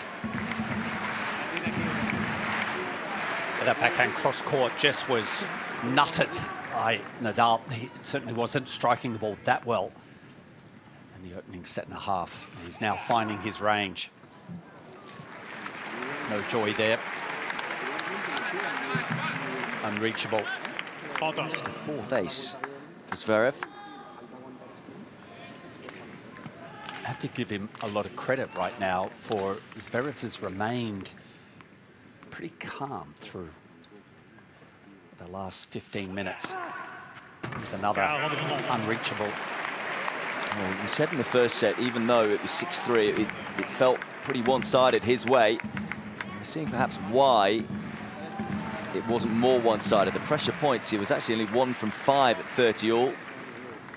A fifth ace gives him the opportunity to close out the game.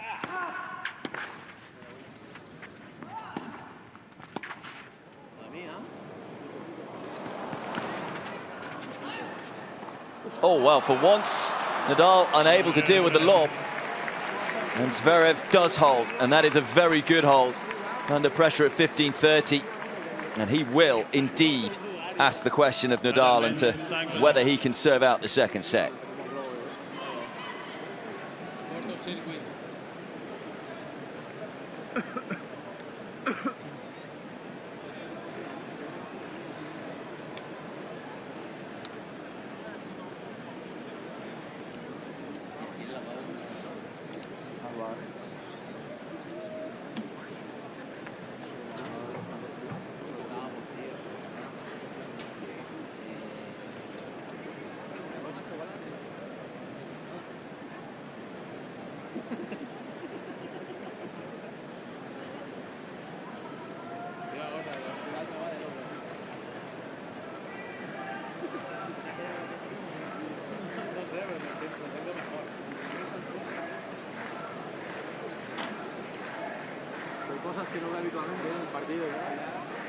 Reprise.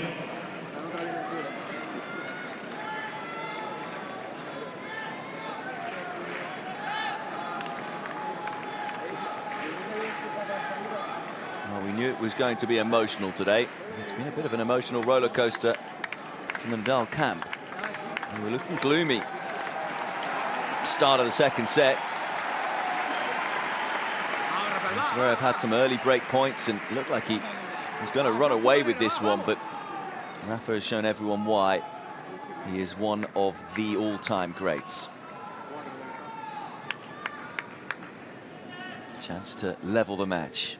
Adrenaline has been at a high. Can Rafa? That's the question. Only he can answer whether he can keep it going.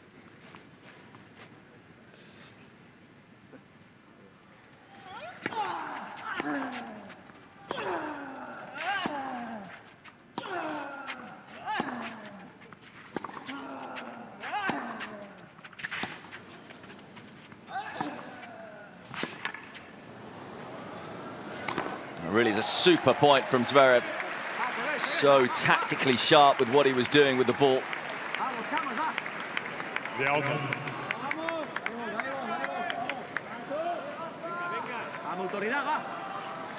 It's quite incredible to see, Pete, Rafa in between points, even at the start of this game, was going over to the towel box, which is right under the coach's box. He is spending a lot more time up that end of the court so that he can receive the affirmation from his coaching team.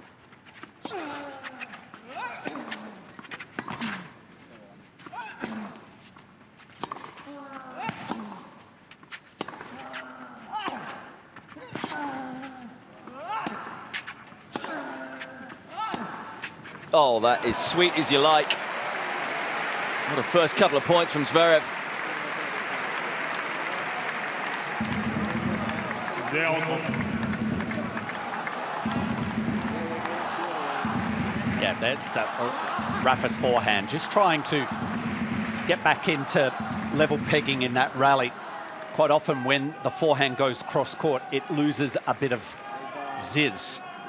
Not much on it, and that's where Zverev, to try and remain true, proactively looking for that ball, expecting it, and dispatched it.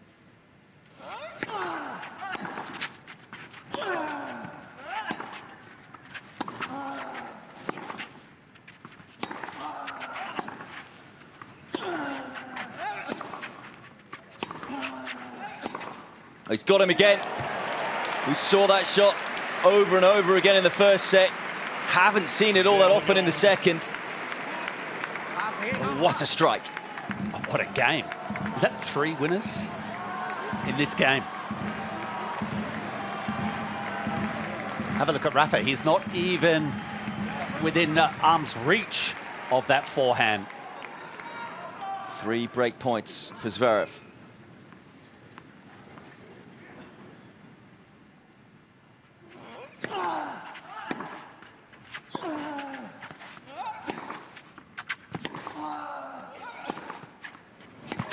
It's just tennis from another planet from Sasha Zverev. Pretty much the perfect game from the German. And out of nowhere, he breaks the Nadal serve to love to keep himself in this second set. I mean, that's out of this world, isn't it? Amazing tennis, level of tennis. He's not bad either. He can put it out there. Novak having a look at this match from one grand champion to another. Novak will get his campaign underway tomorrow. Of course, he is the defending champion against Pierre-Hugues Herbert.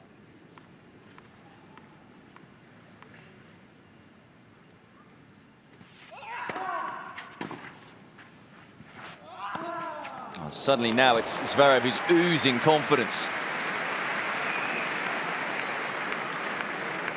And there wasn't any loose play by Rafa in that previous game at all.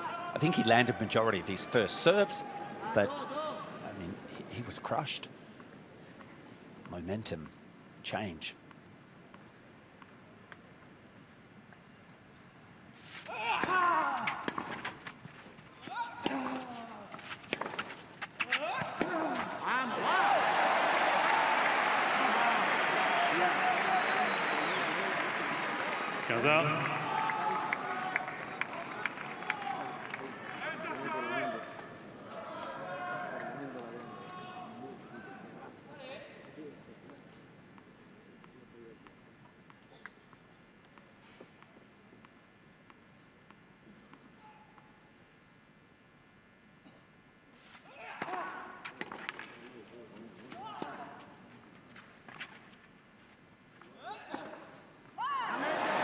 The loose forehands and the momentum about to shift again. 15-30.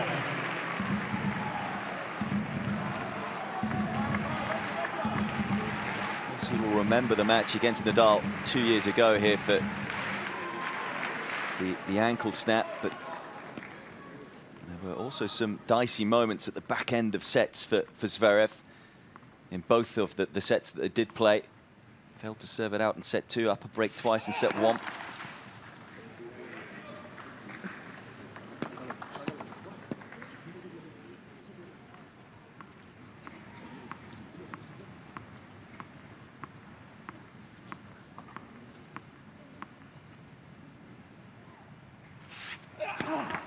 Well, I mean, he's barely missed a first serve, so he just felt the heat there.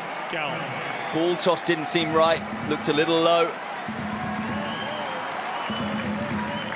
Second double. How crucial will it prove to be? And this has come out of nowhere, given that he had lit it up. Zverev, his standard of play.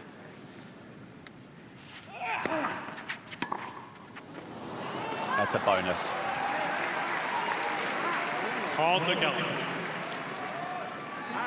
to win a cheap point for Zverev. Still a break point, though, for Nadal.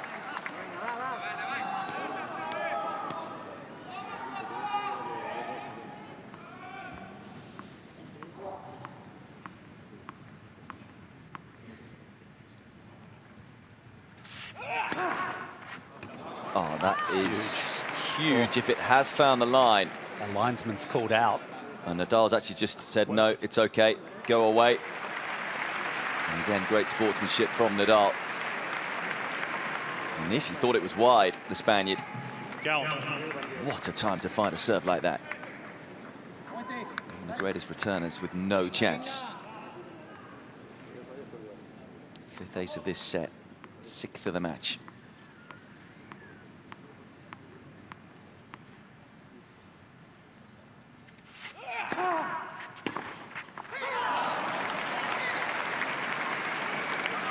Smart serve.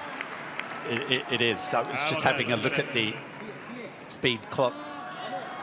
It's the combination, isn't it, of the pace. That's 197 Ks that it was sent down and tucked into the corner. Rafa is stretched at almost at end range, having to return it.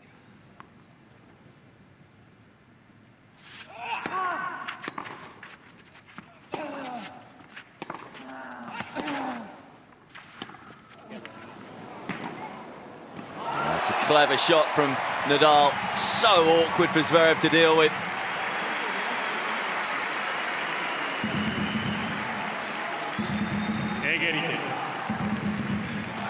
Well, for me, it's nice to see someone execute that shot, Pete.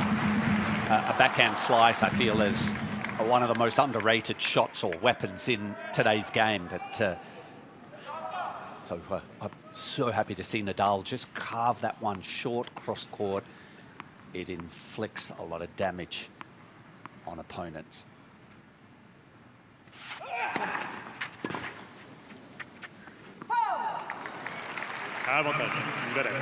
Seems to be the direction of traffic from the juice court side. That's 3 serves in a row. He's gone out wide to the Nadal backhand from the juice court side.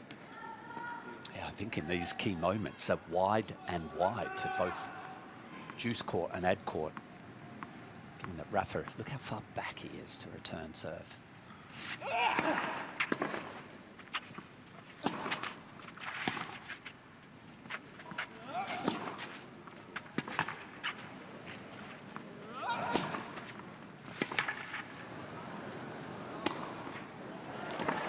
Oh, that would have been the shot to end all shots had he made it.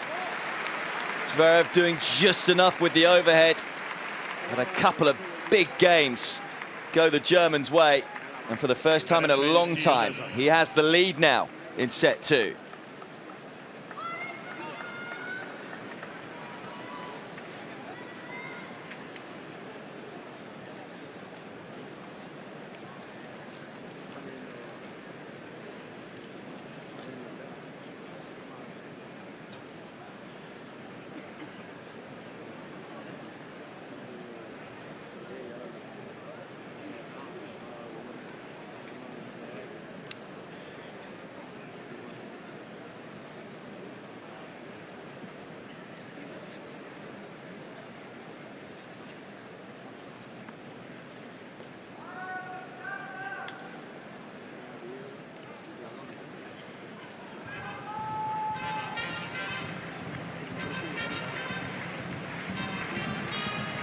Reprise.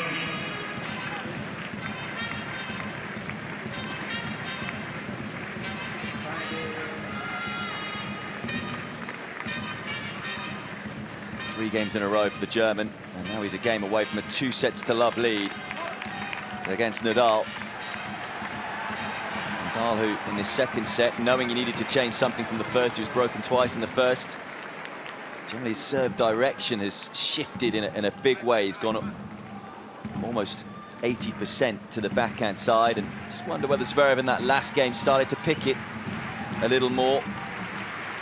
He certainly returned with a bit more venom, Zverev. So we'll see where he goes in this game, Nadal.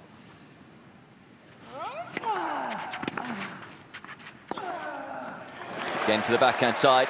And doing that to open up, to attack the forehand wing. Zverev just wondering whether the first serve was out, but there's no call from Damien Dumassois.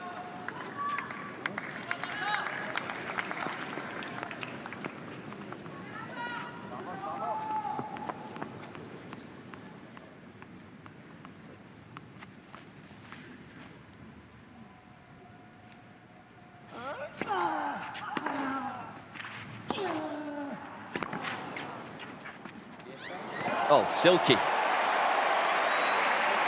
And what a display this has been at the front of the court from Nadal. Although Djokovic wasn't too impressed. 30-0. Well, I was. I mean, this was an extremely impressive volley. That's played behind the service line. He's come under that. Almost trying a back spinner.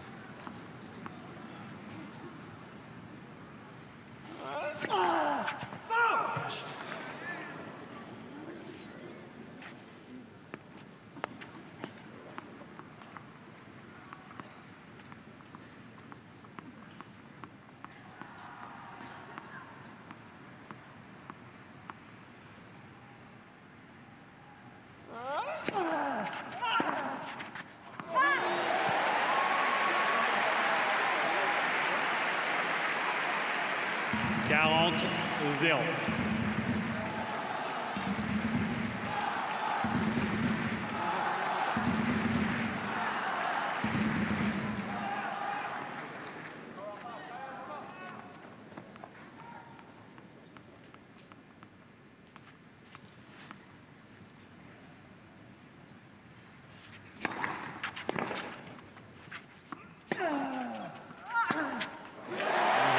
Same as 2 years ago. We're going to see a tiebreaker between these two.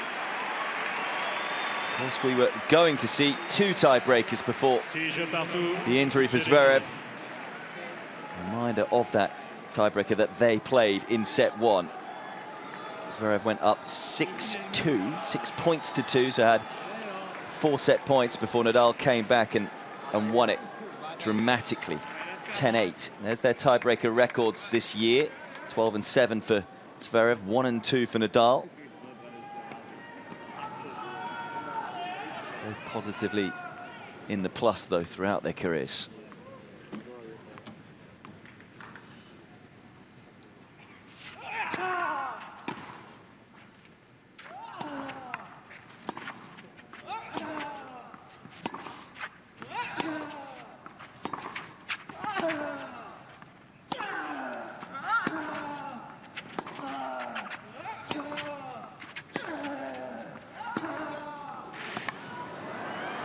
Oh, it's big-time tennis. As the slice backhand just gets away from Nadal.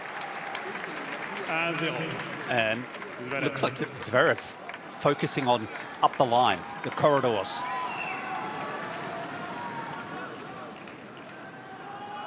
Generating plenty of pace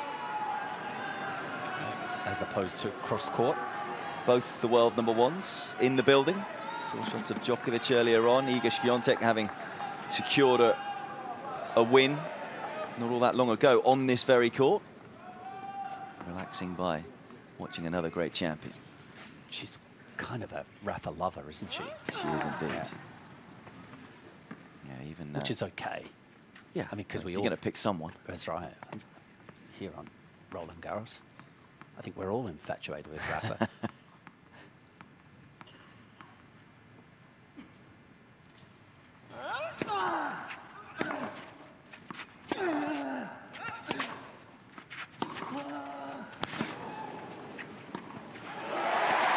Once again, so good from Nadal. Never in doubt. As soon as he crosses the service line, you may as well stop the point. Yeah, it's that shot there. I mean, it's flush on the line. And the green light, Pete, is if you're playing against a two-hander and they're stretched, having to play a defensive backhand slice, as long as you're willing and comfortable to move forward and play a volley, that's the green light. still have to execute the volley, but Rafa is generally very safe.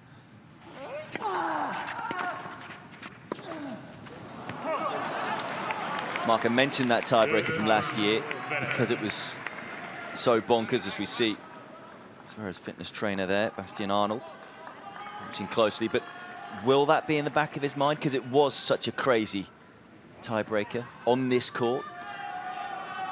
No, I don't think at all. It's stay in the present. What's happening right now?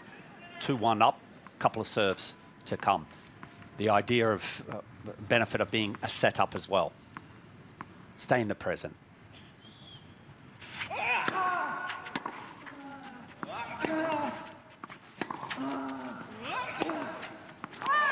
There's a slight bit of hesitation there on that forehand. It felt like he didn't quite get up to the ball. Something we've seen before with Zverev. Yeah, that was a ball that we have seen him shuffle up in order to capture it probably below shoulder level. Waited for the ball to come to him on that occasion.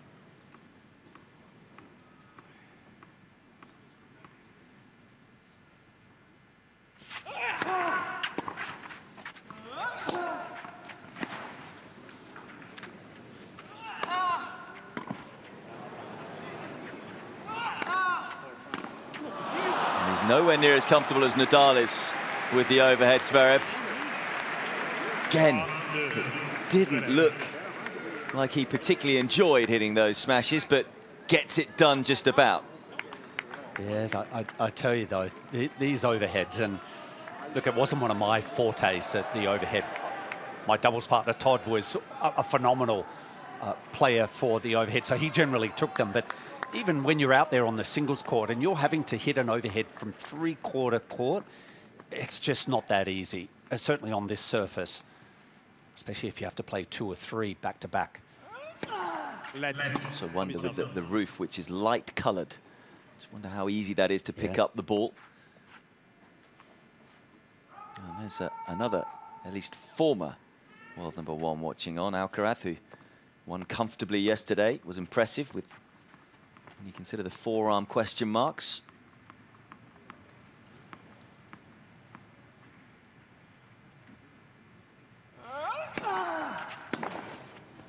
So the change ends all square.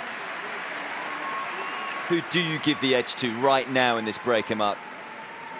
Zverev, I still feel like the ability to win cheap points on serve is going to help him.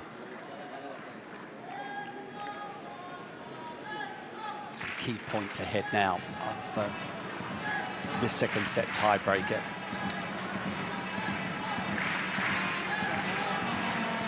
Total points won. That's how close it's been. Zverev with just the one more than Nadal in this set. I'm surprised you're going against Nadal. I remember it happening in 2022. I think you backed Alcaraz. I think everyone went against Nadal, and he went on as ever and proved I was all wrong. Because here, in this stadium, it's just what he does. Yep, time and time again. 2 years, a drought. We'll see.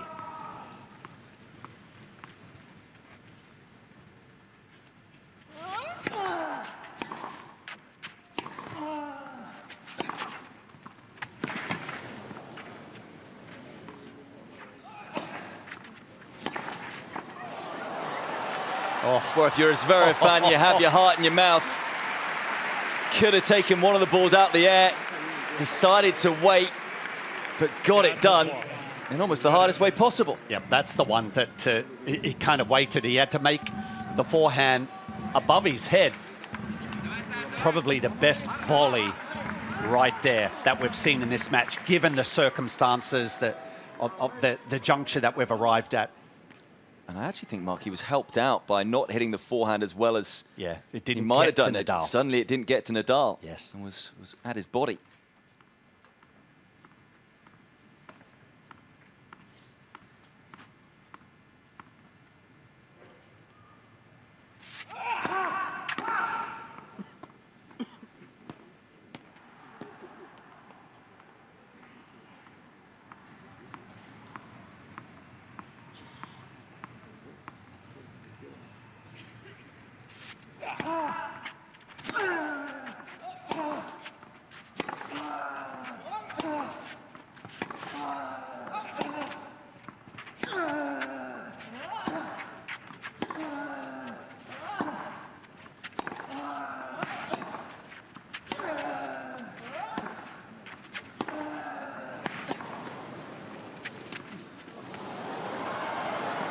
Yeah, this time Zverev read the play and was onto it in a flash.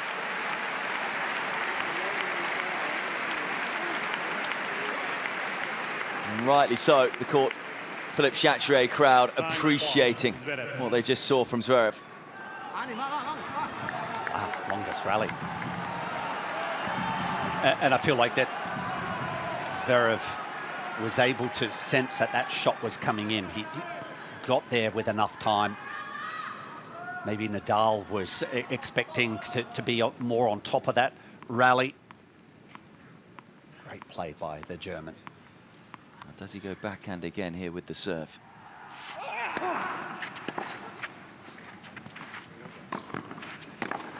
He does, but it was a little bit telegraphed with the next forehand. And Nadal steals the point. And is that going to be the shot in this tiebreaker for the Spaniard? Oh my goodness. It's just crunched. Cross court, a lefty. You'd hit that forehand cross court with your eyes closed. But he added a bit more zing onto it as well.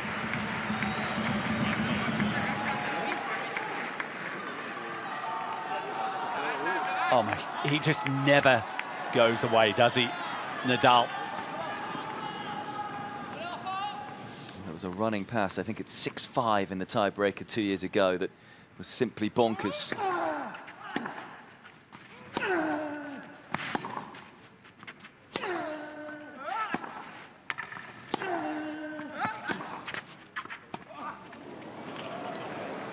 Yeah, again, he read the play, Zverev.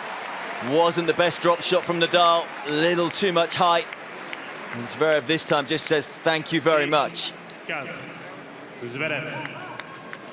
To me, it seemed like that Rafa in that rally could see that Zverev had drifted further back. He started to play reactive, and I think he rushed that attempted drop shot, Pete. That's what he's so frustrated about, that he kind of fell into the trap himself. He's usually the one that's laying the trap. 2 set points for Zverev.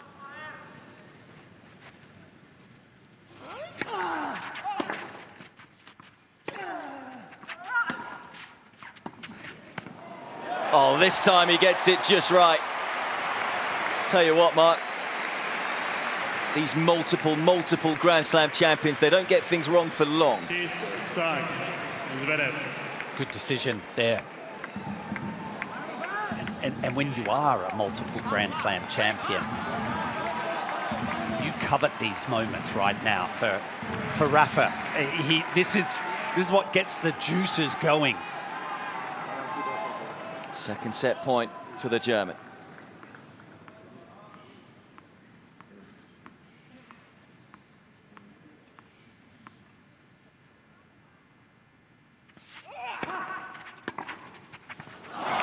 It's a brilliant set in truth from Zverev. Was under real pressure, had to recover from a breakdown. Nadal did serve for it, but this time it's Zverev who wins a very tight tiebreaker here on Chatrier and now leads by 2-0.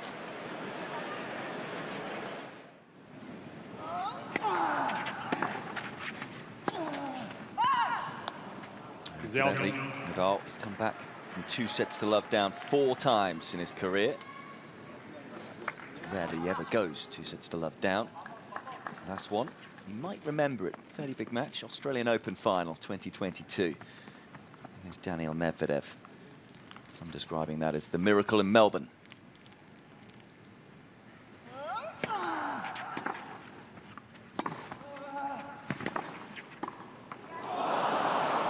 I frankly think anytime a player comes back from 2-0, it's a miracle. 0-30. Well, that's the first volley that we've seen Rafa missed. Set up the point nicely. And a relatively easy volley around his chest height.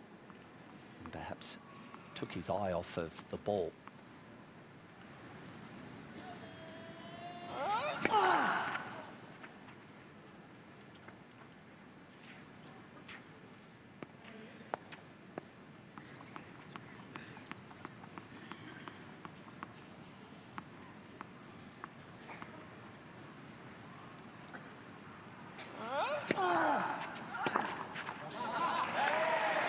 Pete, we've both seen Rafa play a number of times in this season, in this build-up towards Roland-Garros. Where would you put that set of tennis? That's his best for me. Yeah.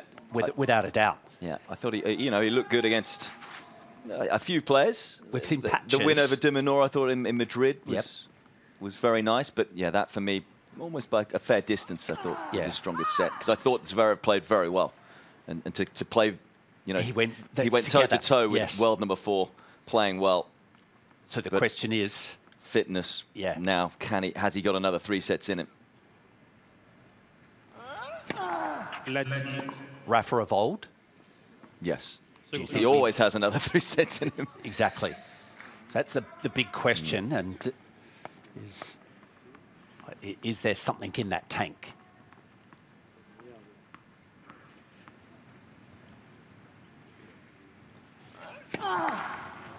And I think, you know, speaking before this tournament, he said himself he didn't know how he would get on if it went 5 sets, how he would feel because the reps weren't quite there.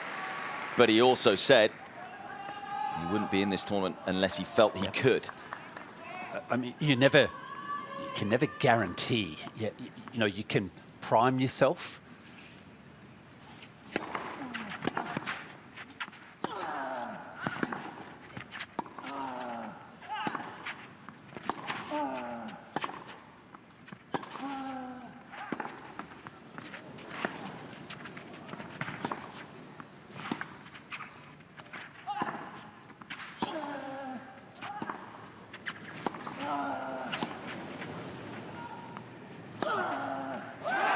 That's more like it. It's a huge game, you feel, right now for Nadal.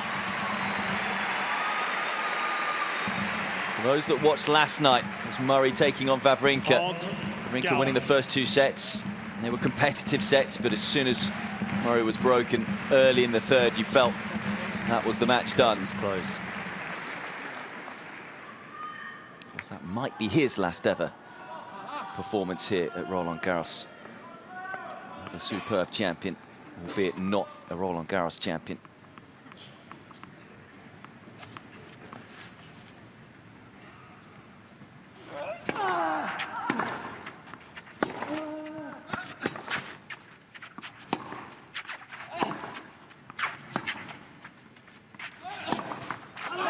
What a chance that was for Zverev.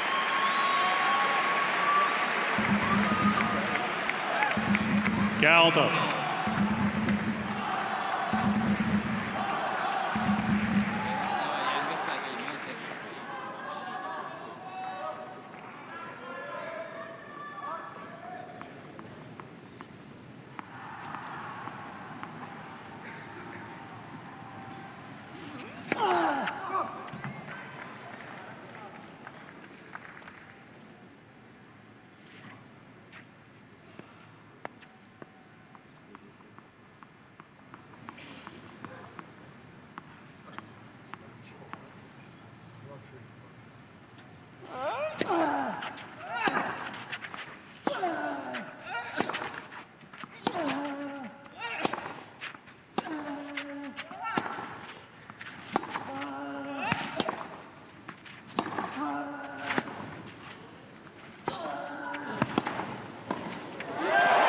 Made it. And this would be a mammoth hold if he can come through this game. Avantage. Nadal. It's like Rafa reverted back to the old traditional way of playing Spanish corner to corner. Had Zverev on the move until an opening arrived. Once again, it's just that bunt of a volley into the open court.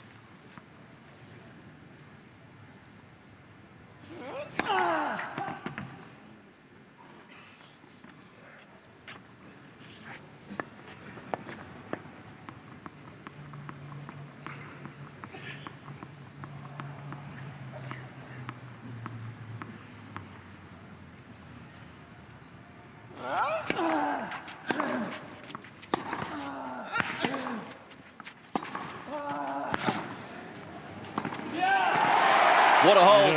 Nadal. No doubt the Nadal fans were even worried after the double fault and going down 15-40. That was a missed chance for Zverev, particularly the second break point, the relatively short forehand. That might just lift the spirits of Nadal, having gone 2-0 down.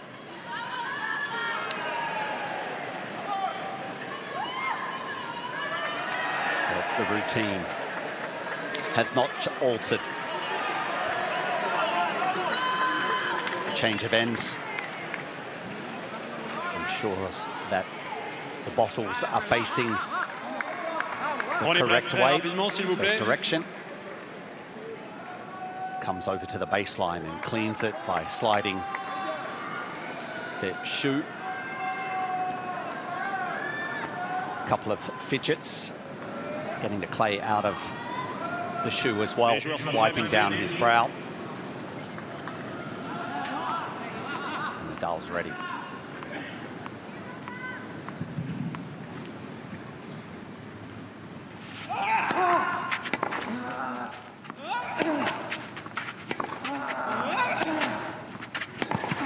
Wow. This time it's Nadal who finds a sizzler. And that felt like the biggest shot he's hit all match.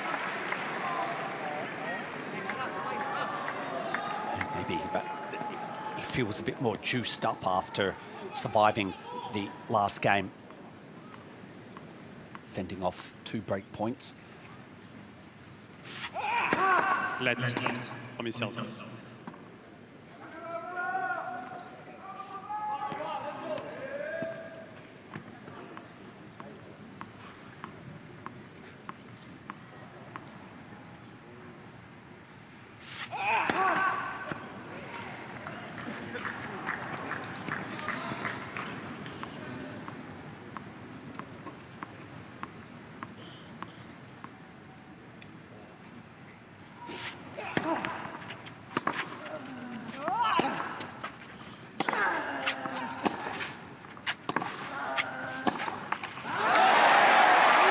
The only thing he hasn't done here, by the way, Mark, when I mentioned going back from 2-0 down, he's pretty much done everything else.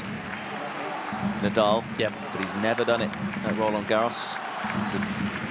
Recovering from 2-0 down, wouldn't it? Quite nice to do it in perhaps his last ever year. Well, he better do it. It's now or never.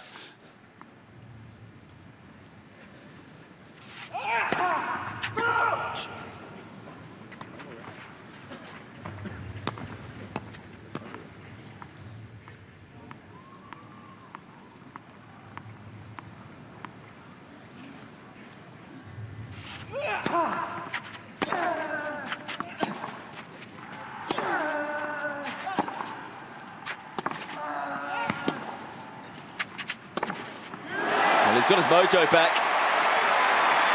And this has been some reaction to going 2-0 down. 0-40. Incidentally, it is just the second time ever that Roland-Garros he has lost the first 2 sets. And the only other time was against Novak Djokovic in the quarterfinals in 2015, where he was beaten in straight sets.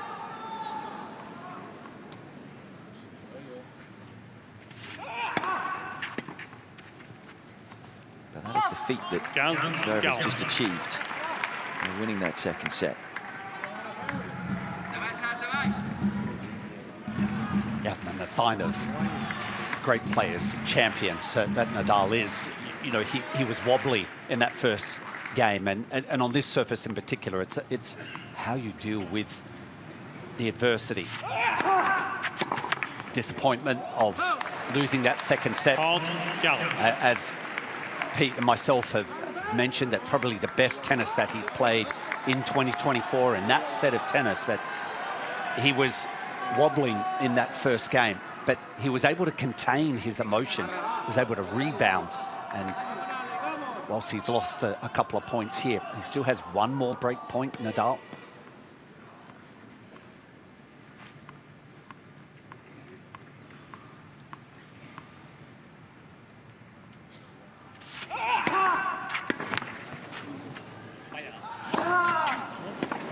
guessed the right way again.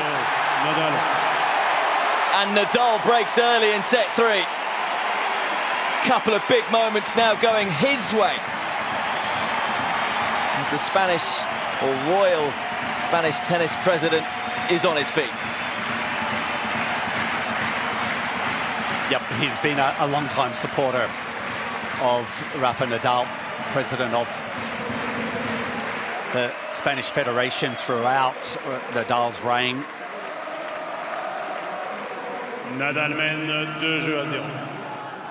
Brought to his feet, seeing that amazing winner. And look, it's a decision that you make for Zverev. You're trying to wait, and you know the shot's there. You've got an opportunity to nudge it into the corner.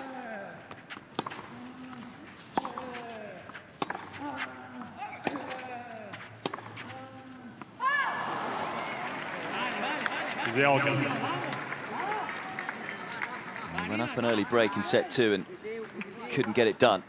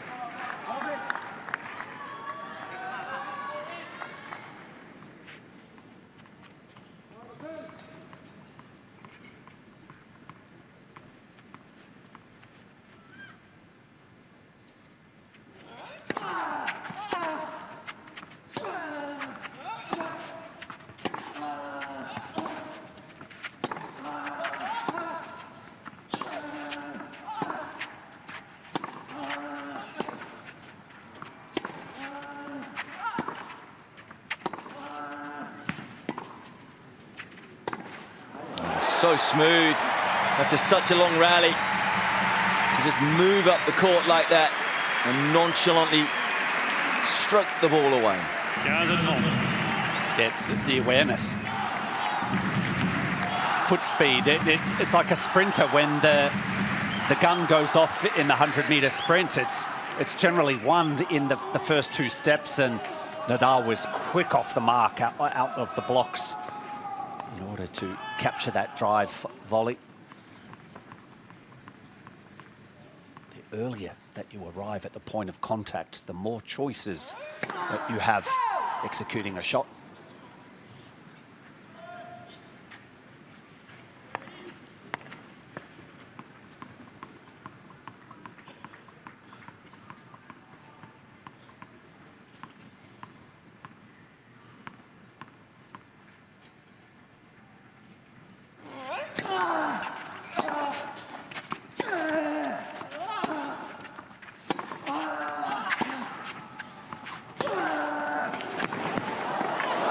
Oh, not this time.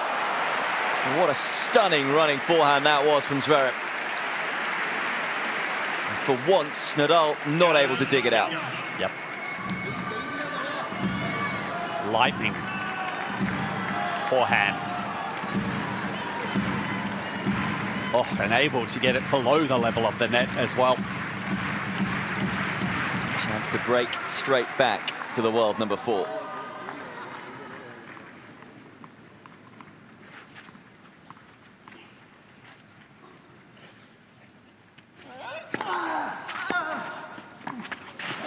And that's 1 point saved.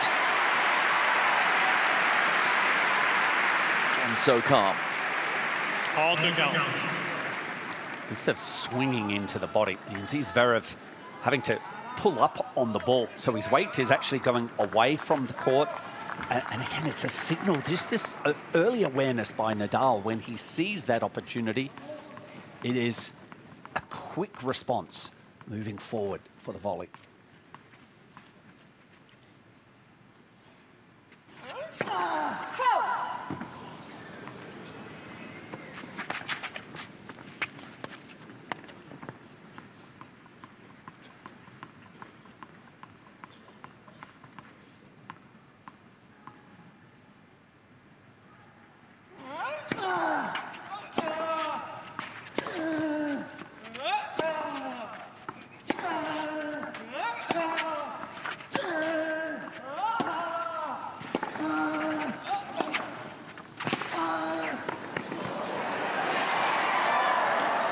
it's tennis from another planet. There's an apology from Zverev because it was off the frame, but either way, that was class from the German. And he breaks back straight away in this third set.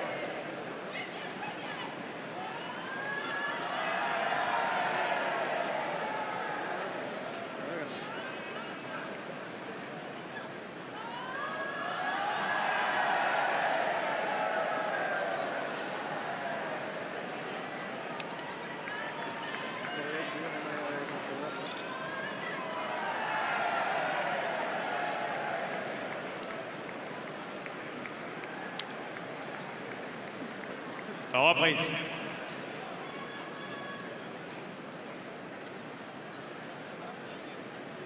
I saw Rodri.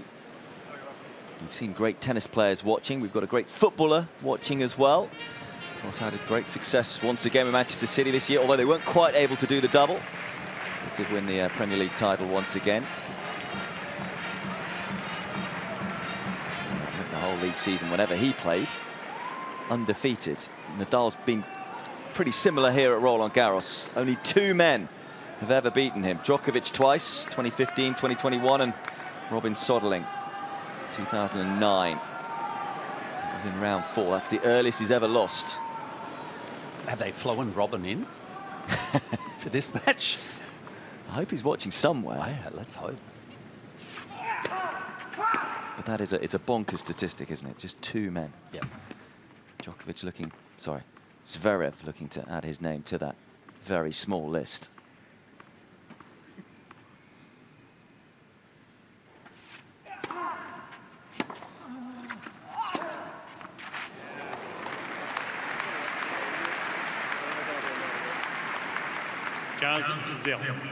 And I don't want to underemphasize the quality of that shot just there. I mean, I think I'm stunned with how clean that strike was, but it's the height advantage. Rafa was trying to execute it with a lot of excess spin, but Zverev being 6'6", it didn't bother him.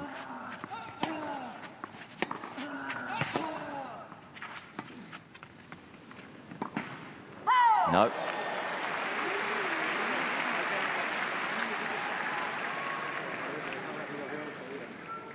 Do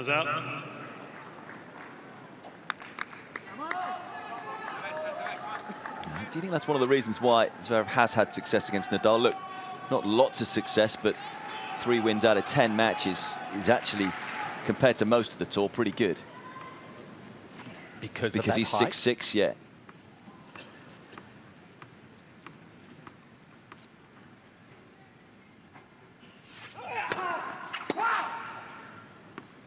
Well, I think it's probably helped. If you look back at their head-to-head, he's actually won 3 of the last 5. So early on in Zverev's career, he probably wasn't managing his own game, but not so now.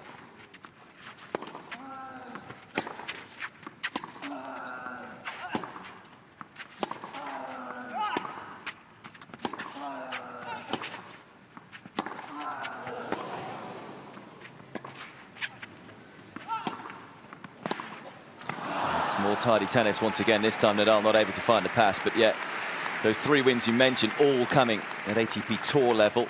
Never beaten Nadal in the Slam. Of course, took until 2022 to get a top 10 win at a major, and that was against Carlos Alcaraz in the quarterfinals here, which was the match before he played Nadal in the semis and had the horror of the ankle injury. Something that he has said, of course, if you weren't with us at the beginning, wanted to play Nadal again because he didn't want that to be his last memory, going off in a wheelchair against the great champion.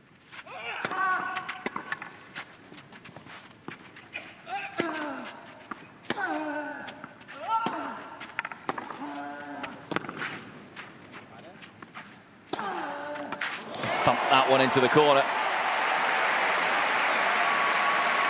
Has he got it in him, Mark? What you've seen at the start of this third set? Nadal to take a set? Definitely.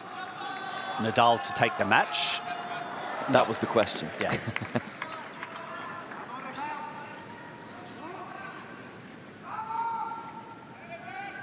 Yeah, I think it would certainly take Zverev to lose his form, hit the level that he's shown us, to lose at least 50%.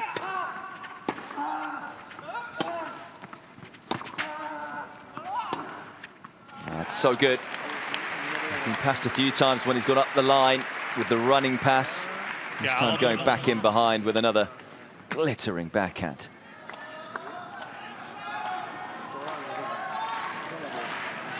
One of the best backhands in the business, if not the best. He can change direction. It's so trusted cross court, but he is just as lethal up the line.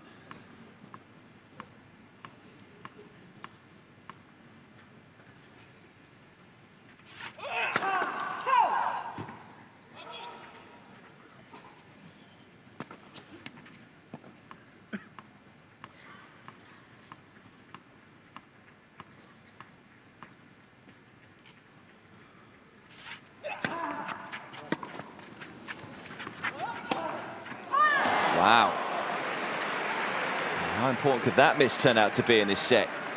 He rolled the dice on the second serve, that catching the back of the line.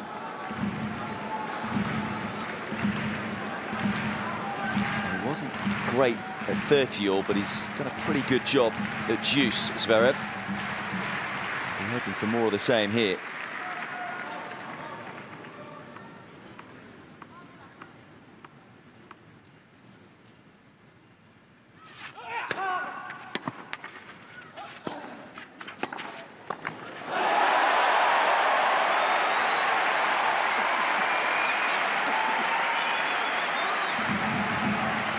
Avantage, Nadal.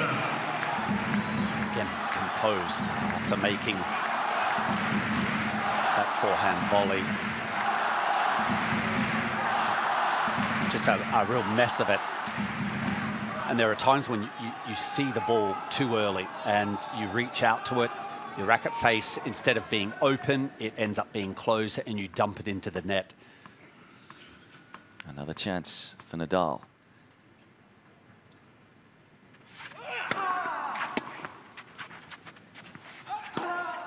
This time the forehand holds up for Zverev.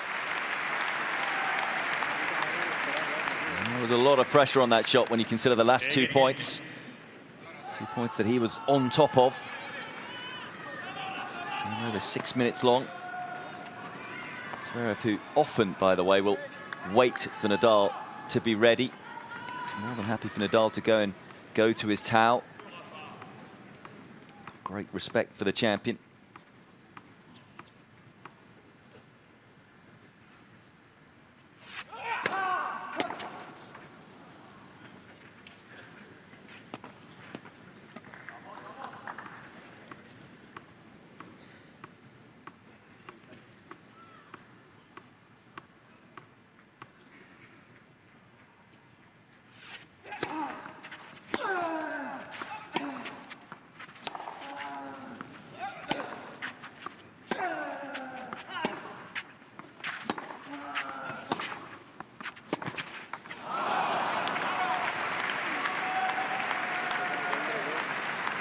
Avantage, Zverev.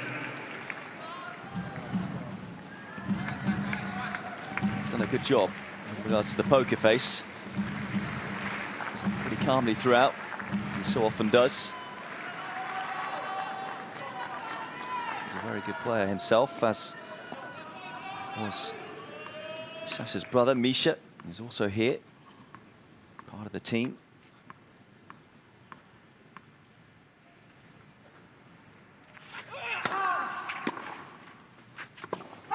It's a late call, but it is long.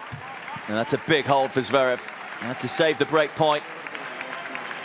It wasn't his best service game, but did enough. And gets back to 2-all in this third set.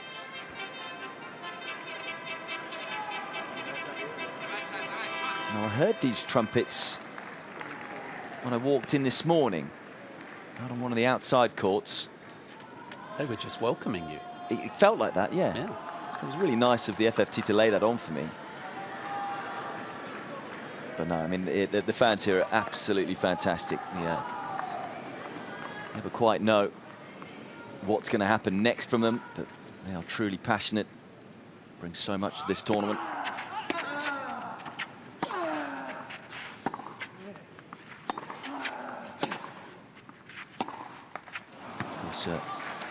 Last night, just before the night session, even over on Chatrier, you could hear the Marseillaise being sung over on Longlen with Gasquet's incredible win. I'm sure there'll be a similar atmosphere on Chatrier tonight when Monfils comes to town. Monfils taking on Sebald Wilch in the night session.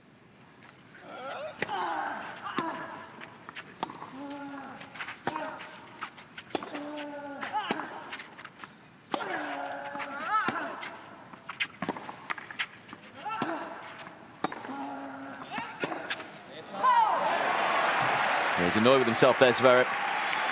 The first ragged shot he's hit in terms of shot selection. He was a little late on it, and it didn't look like the shot he was trying to hit was there.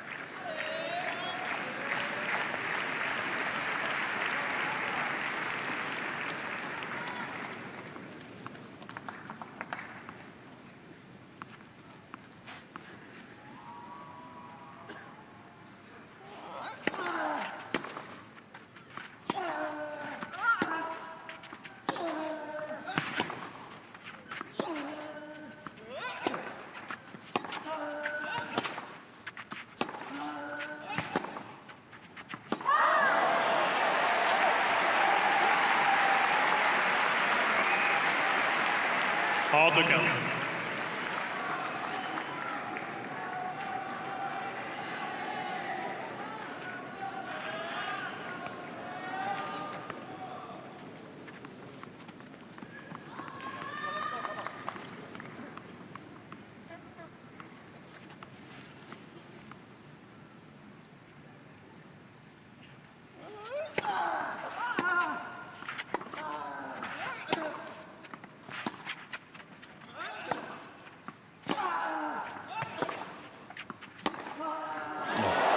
Brilliant. Backhand cross court. Again, to not go for the depth, but it's the angle. Short cross court.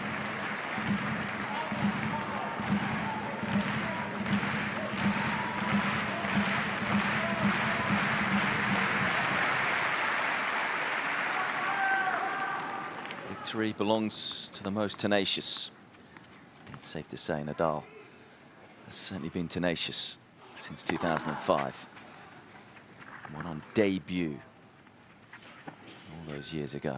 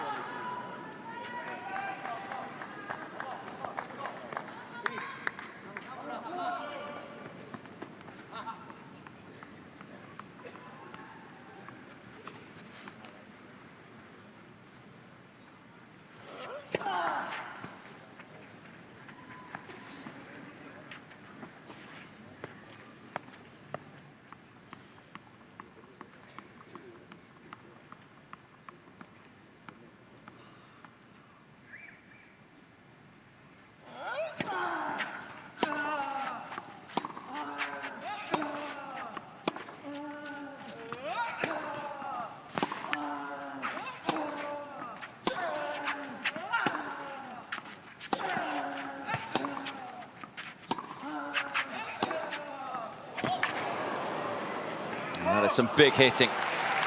Looked like Nadal had turned the rally around. It's another thunderbolt of a forehand up the line from Zverev.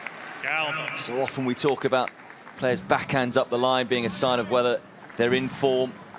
Certainly the forehand up the line for Zverev, for me, is the shot. If that's working... Barometer, isn't it? It certainly has done today. He's right back in this game now.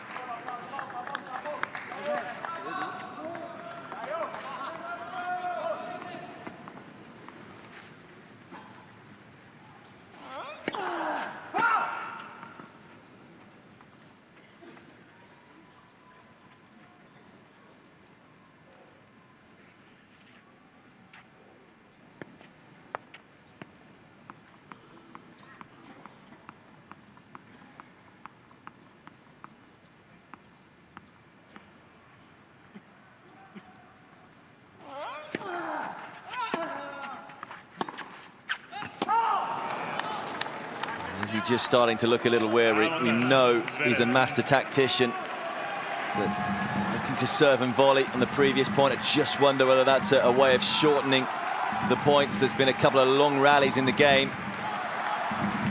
Well, I wonder whether he might even explore that once again here as a surprise tactic. Behind the first serve. Chance for Zverev to win a third straight game. Break point.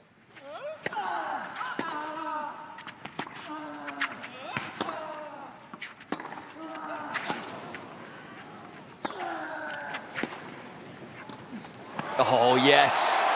Magnificent.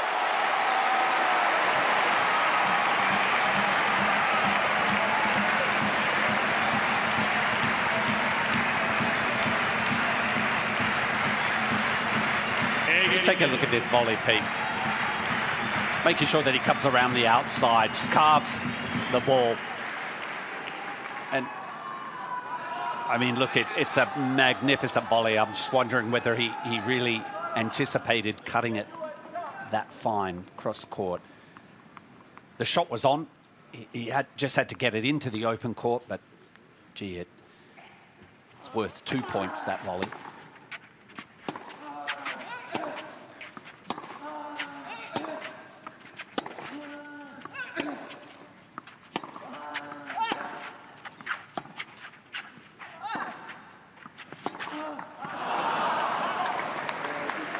He's on the ropes, though, here, Nadal. Describe this place as magical. How many more rabbits out of the hat will he be able to pull? Yeah, you think of the level, the standard that he had to fend off the break point. Can he keep fending off more break points?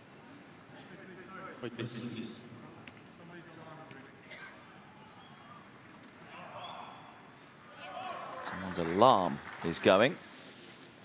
He should be awake watching this tennis match.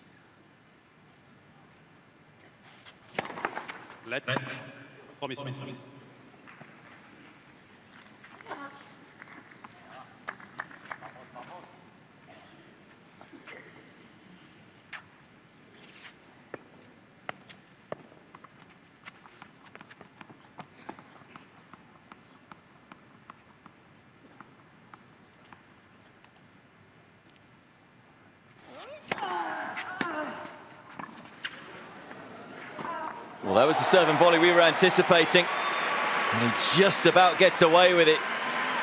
That was a chance for Zverev.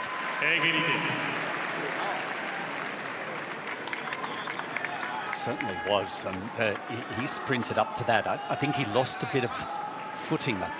It's like the shoe during the slide kind of got stuck early. He's had his chances in this set, Zverev. Remember, first service game for Nadal, he somehow escaped.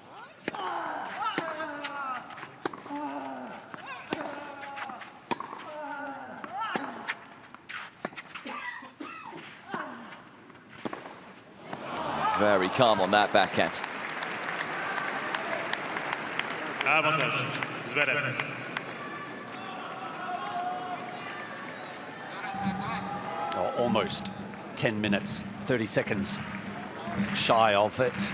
And Pete, I'm not sure that Nadal can pull the rabbit out of the hat here with another serve and volley. I think Zverev is probably ready for it, so he's going to have to try and fend off this break point in another way. That'll work. Yep, there you go. So 6 out of 7 break points in this set, Nadal.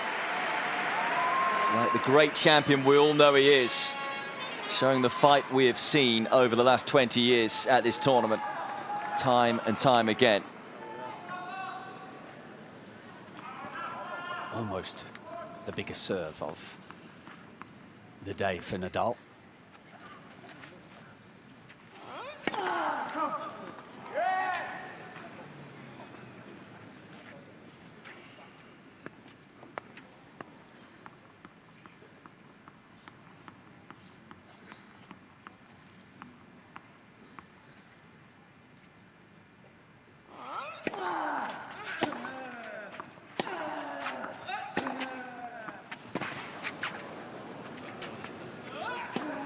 This time Nadal can't pick the right way. Maybe just held the forehand a fraction longer to see which way the Spaniard moved. Zverev. And it was again the forehand up the line that did the damage. Just capturing part of the sideline.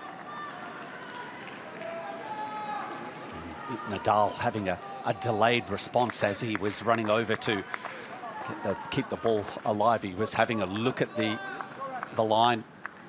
It's got to be a little careful with the shot clock here. It was down to 0.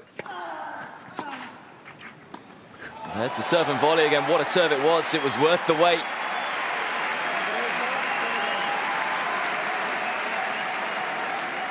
Égalité.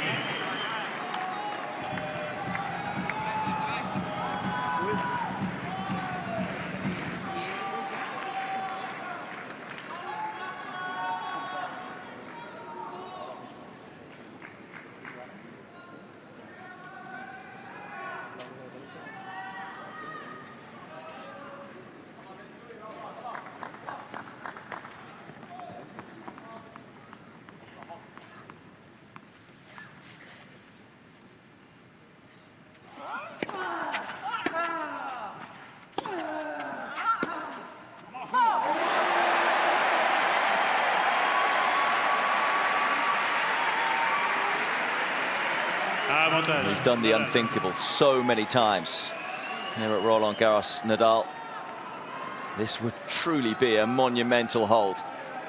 And there's so much pressure in this game. I wonder how much he's got left in the tank. But this would be a big boost.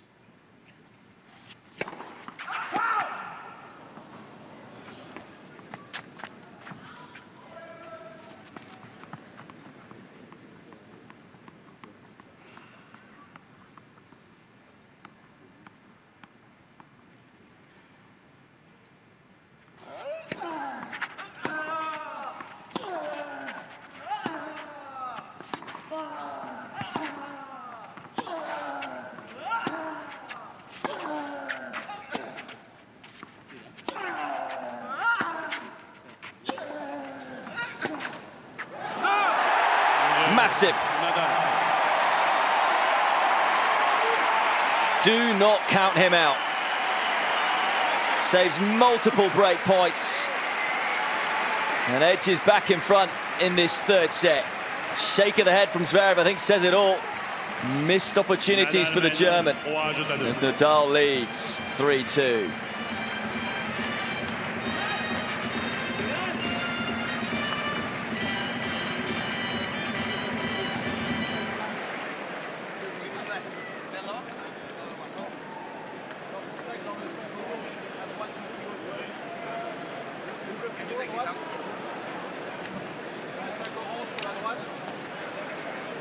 S'il vous plaît, si, this one. And one more.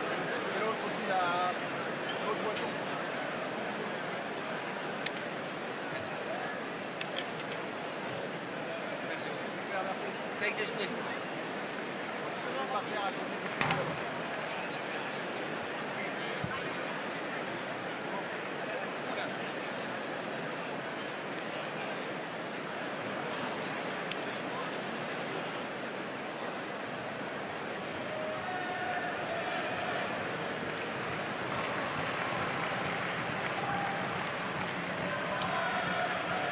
Reprise.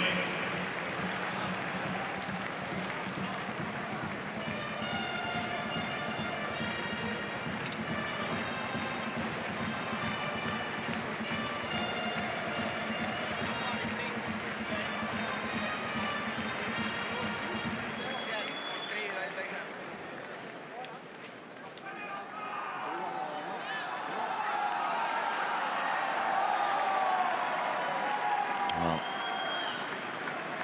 that service hold for Nadal, no doubt, would have kept some belief. Once again, he can perhaps do the impossible here in Paris. He's having to work so hard to hold serve. Just wonder whether there'll be a hangover effect here, though, for Zverev after those missed opportunities.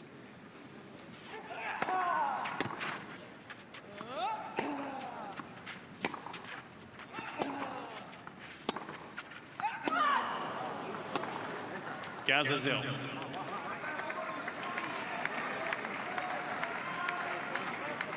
been a bit of a crazy set so far, incidentally. All 5 games have had break points. Both players struggling somewhat on serve. As we've seen just the 2 breaks, though. 30-0.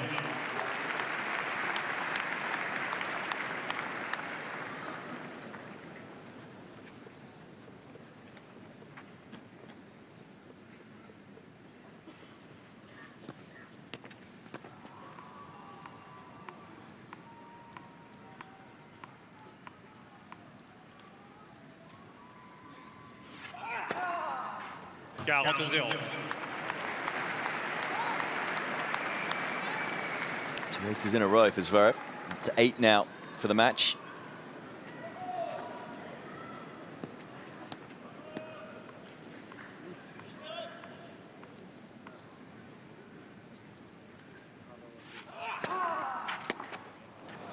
That is a great reaction. When you consider the 4 break points he wasn't able to take in the previous game. I talked about the hangover effect. Doing what Mark has talked about throughout. What so many tennis players talk about, staying in the present. And for the first time in this set, it's a comfortable service hold for a player.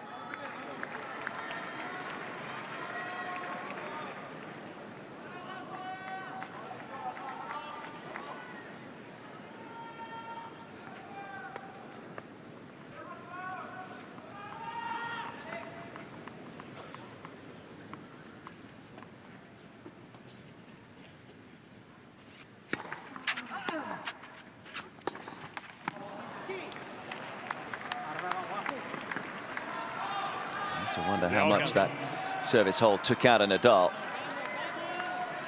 As Alcaraz watches on. Many talking about the baton being passed from one Spaniard to another. Certainly one of the favourites this year, despite the forearm issues.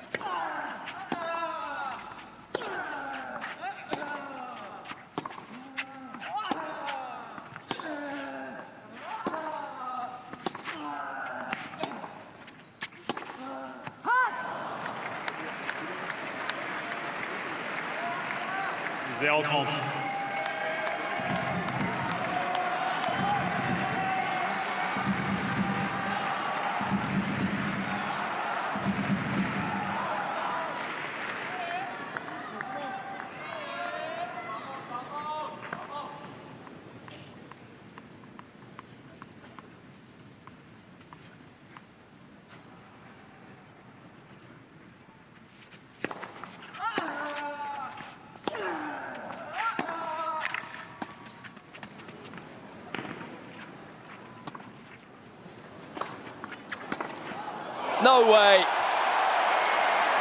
Ridiculous from Rafa.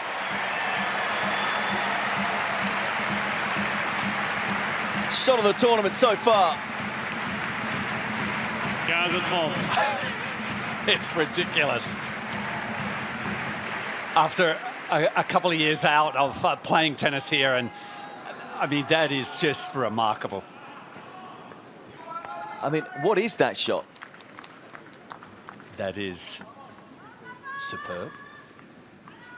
Again, the value. Here he gets 1 point for that. But he would have been down love 40. Instead, it's 15-30. Again, he's fighting and battling so hard to hold serve.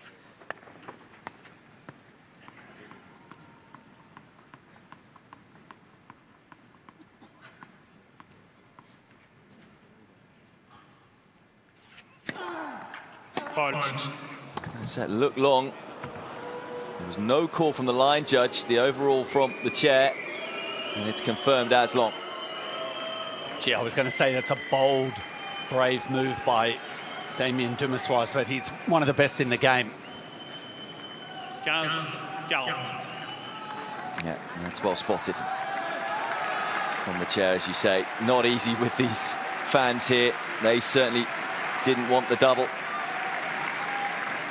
Nadal, he was saved 7 from 8 break points in this set. Can he save 2 more?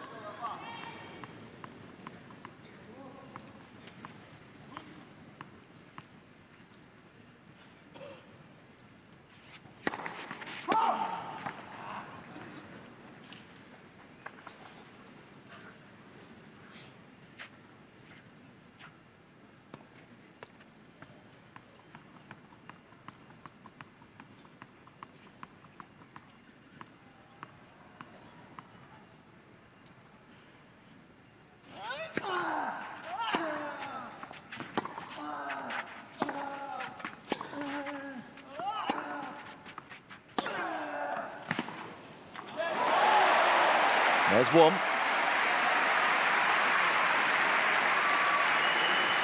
Well, he's saving these break points with bold play. The foot was on the accelerator there. There was no hesitation.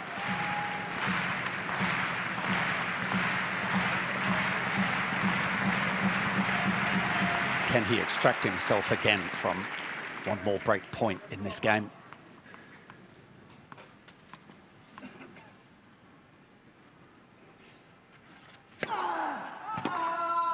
Oh, outrageous. Zverev. What a time to find a return like that. Kind of needs to be that good to finally convert a break point. And Zverev can all of a sudden see the finish line. Breaks for 4-3.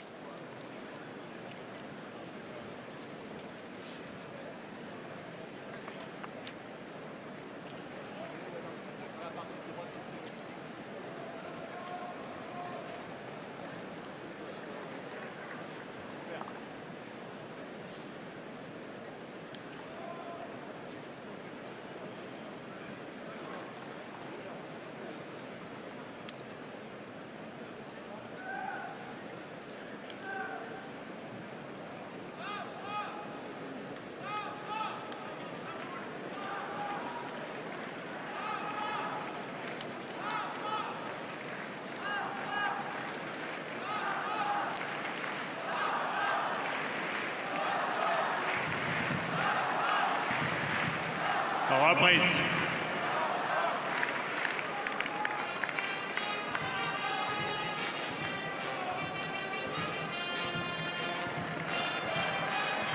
Well, a couple of out-of-this-world shots in the previous game. One from Nadal and one from Zverev. And as I said just a few moments ago, just the second time out of 9 break points he's been able to convert one. It needed something special. Now, 2 games away from becoming just the 3rd man to defeat Rafael Nadal here at Roland-Garros.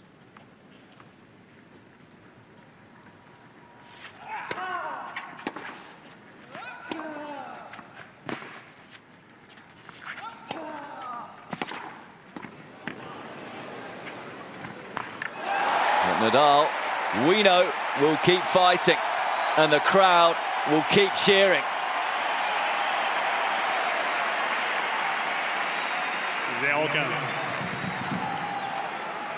From the rafters, fans are coveting every inch to see Nadal. hoping they can extend his stay in the tournament.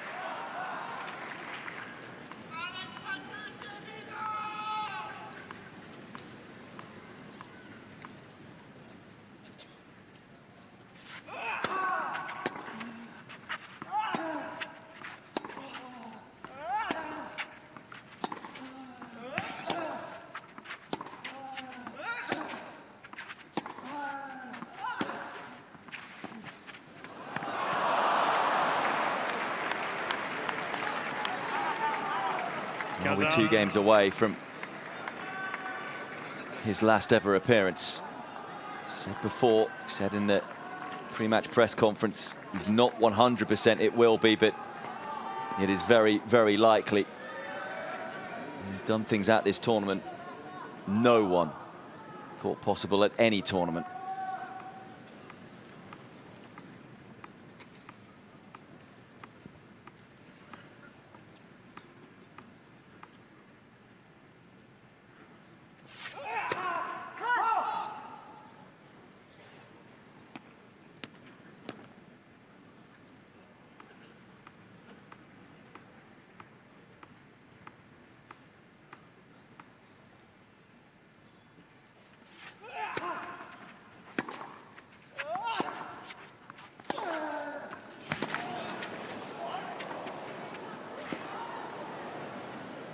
That's brilliant. But you can see why he has said maybe my last ever year. With the tennis he's produced today, he can still mix it with one of the best in the business. Yeah, it's just that the lack of reps, being out of the game as long as what he has, you know, just to expect him to dance back, step back in, not dance back in. He loves to, would want the dance to continue. But it needs more time.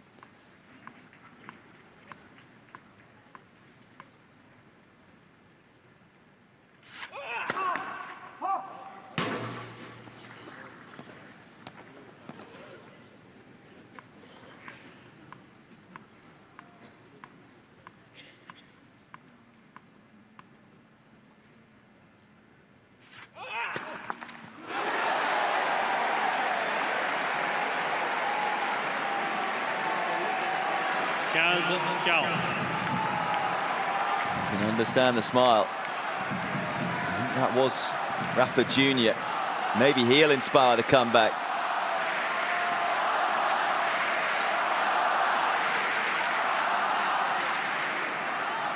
Two break points for Nadal.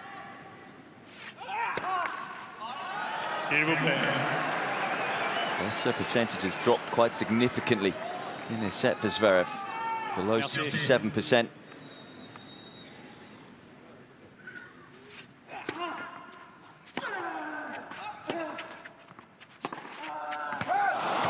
Maybe just a little too much adrenaline in that one.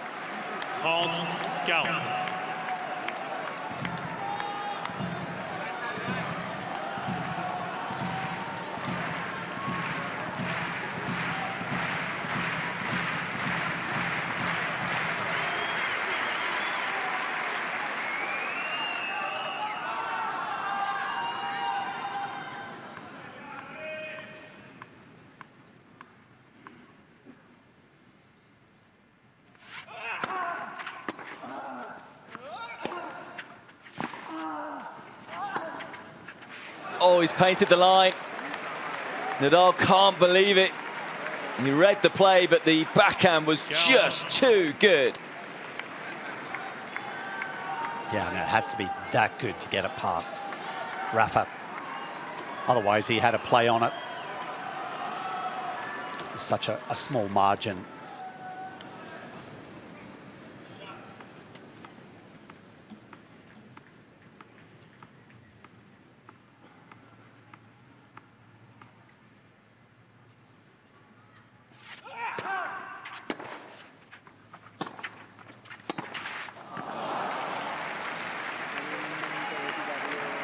I think that's probably the shot for me.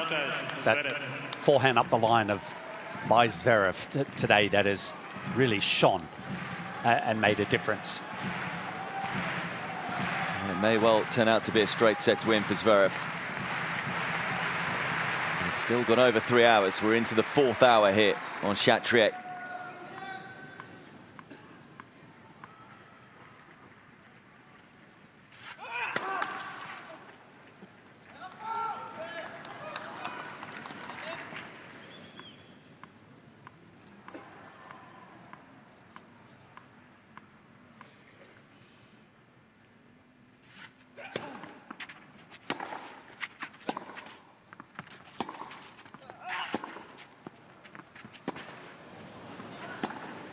Oh, that is out of this world. An awesome angle to close out the game. And Zverev 1 game away from joining Djokovic and Soderling as the only players ever to beat Nadal at this event.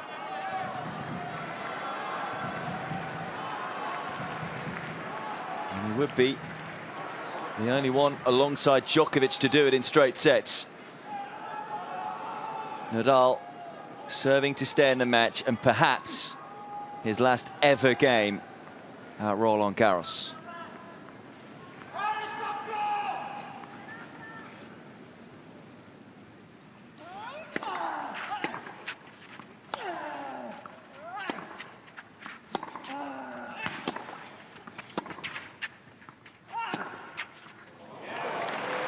Another stunner. And how many times have I said that this afternoon?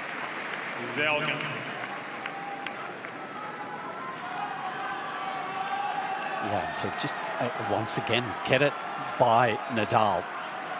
We know that he probably hasn't played of all of the matches so far into 3 hours plus area. But it's not like he's running out of legs, Nadal, but it's the quality of Zverev.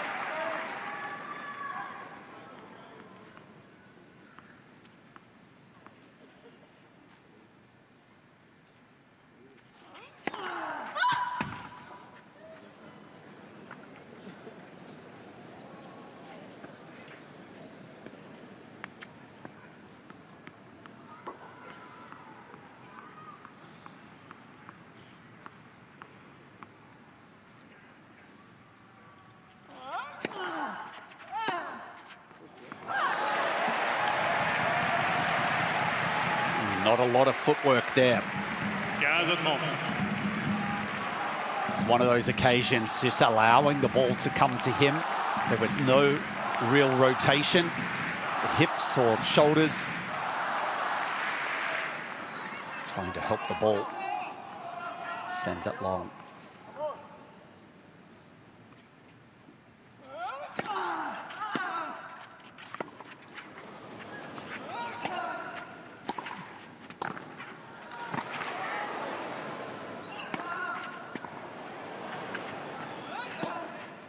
Oh, well, he had to win the point about 3 times. Nadal still asking question after question.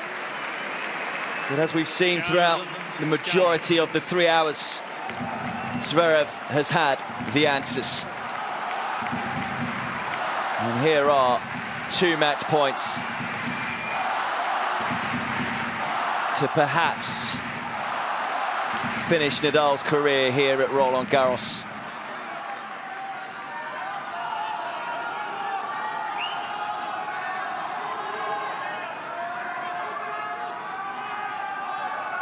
Merci.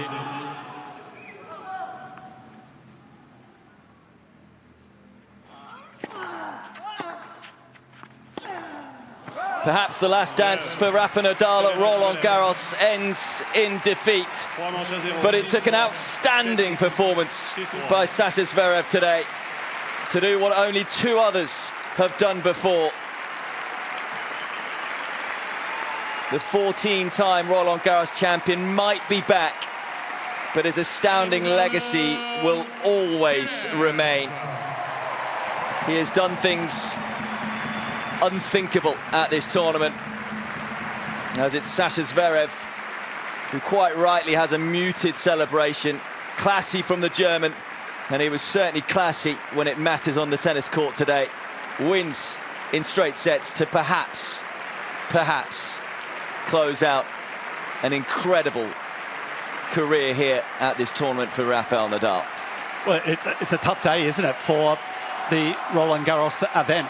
We see Amelie Mauresmo come onto the court, the tournament director, but he has been such a great champion. And have a look at Zverev there. It has been a quality class performance by him, and I'm sure this consultation right now is about any type of presentation or acknowledgement for Rafa's past efforts here. Well, he said before the match he wasn't 100%, but he said there was a big chance this would be his last ever Roland-Garros. Rafa will stay with us and we'll speak a little bit after Sasha. But Sasha, a few words with you. The fact that I think he's staying on the court suggests we might hear from Rafael Nadal. My question is, before I ask you the question, first of all, congratulations. That was a great performance from your part today.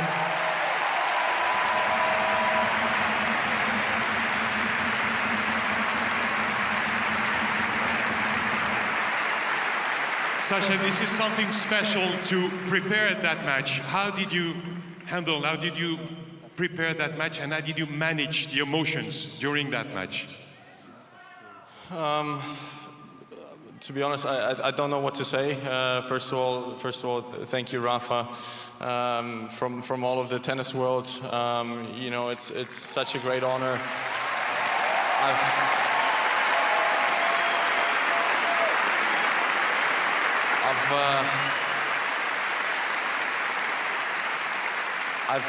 I've watched Rafa play all my childhood, and I was lucky enough to play Rafa when I became a professional.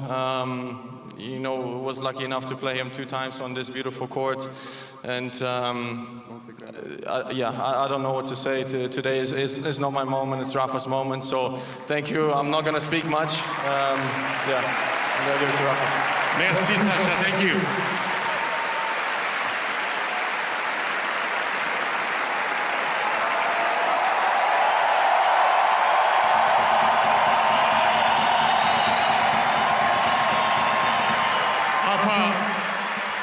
First of all, I want you to say a word, because they gave you so much energy today when you came in to this crowd also, but the viewers all over the world, millions to watch you today. What can you say to them?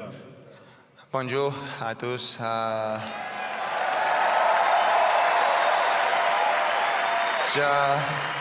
Je vous dis merci.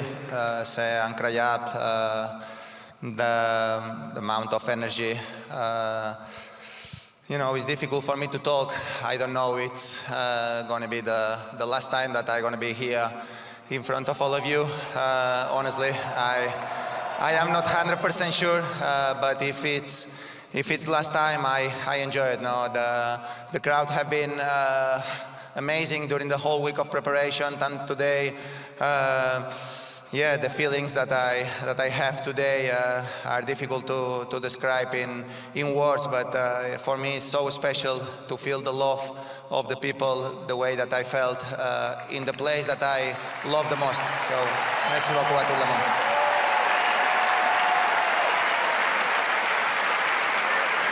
Of course, this was not the best match to start a tournament like this, but you have so many great memories here. What would you remind from that moment, that tournament here, Roland-Garros? Because I know you didn't want to come and say, I'm going to leave this tournament. I want to keep a lot of things in mind, right? Well, I have to congratulate Sasha for this great match and last week victory in Rome, and I really wish you all the best for the rest of the tournament. 2022, I know, have been a super tough moment for you, so you deserve more. So many congratulations and all the best.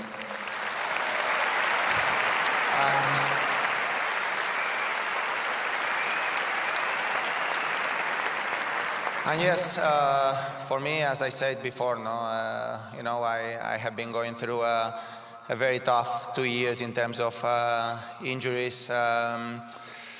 You know, I went all through all this process to try to, with the dream to be back here in Roland-Garros. No, it's true that the first round haven't been the ideal one, so I just have to say that I needed something else. No, I was competitive, I had my chances, but it was not enough against a great player like Sasha. No,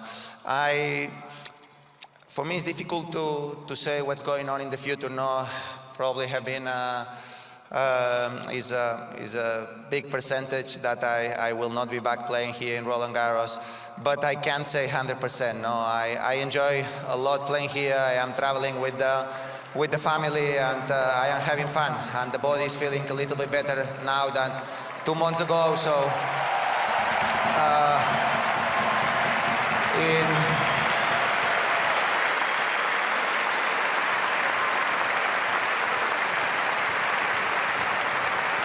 I think, I mean, maybe in 2 months I say it's enough. No, I can't give anything else. No, but it's something that I don't feel yet.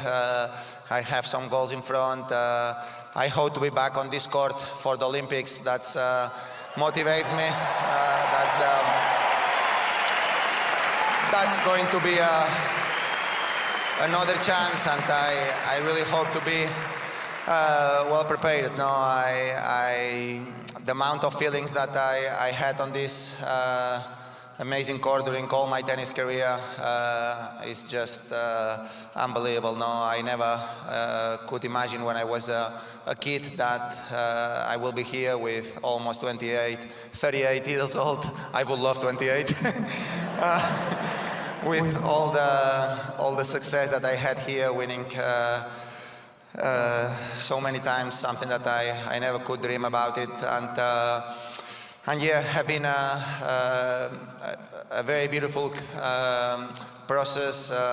All the memories, every single year have been different, but not less special than the other. And what makes me feel so special is everything. You know, all the people who are in Roland-Garros behind the scenes that are helping me since the first time that I came here have been unforgettable.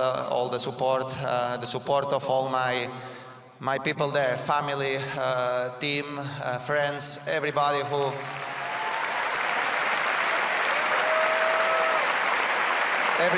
helped me in some moment of my life. No, so just I can't thank enough all of them. And last thing, no, all the people. Yeah, the feelings that you made me feel here are just unforgettable. No, thank you very much from the bottom of my heart, and I really hope to see you again, but I don't know. Merci beaucoup. Merci. Merci Rafael Nadal. Beaucoup plus fort, louder.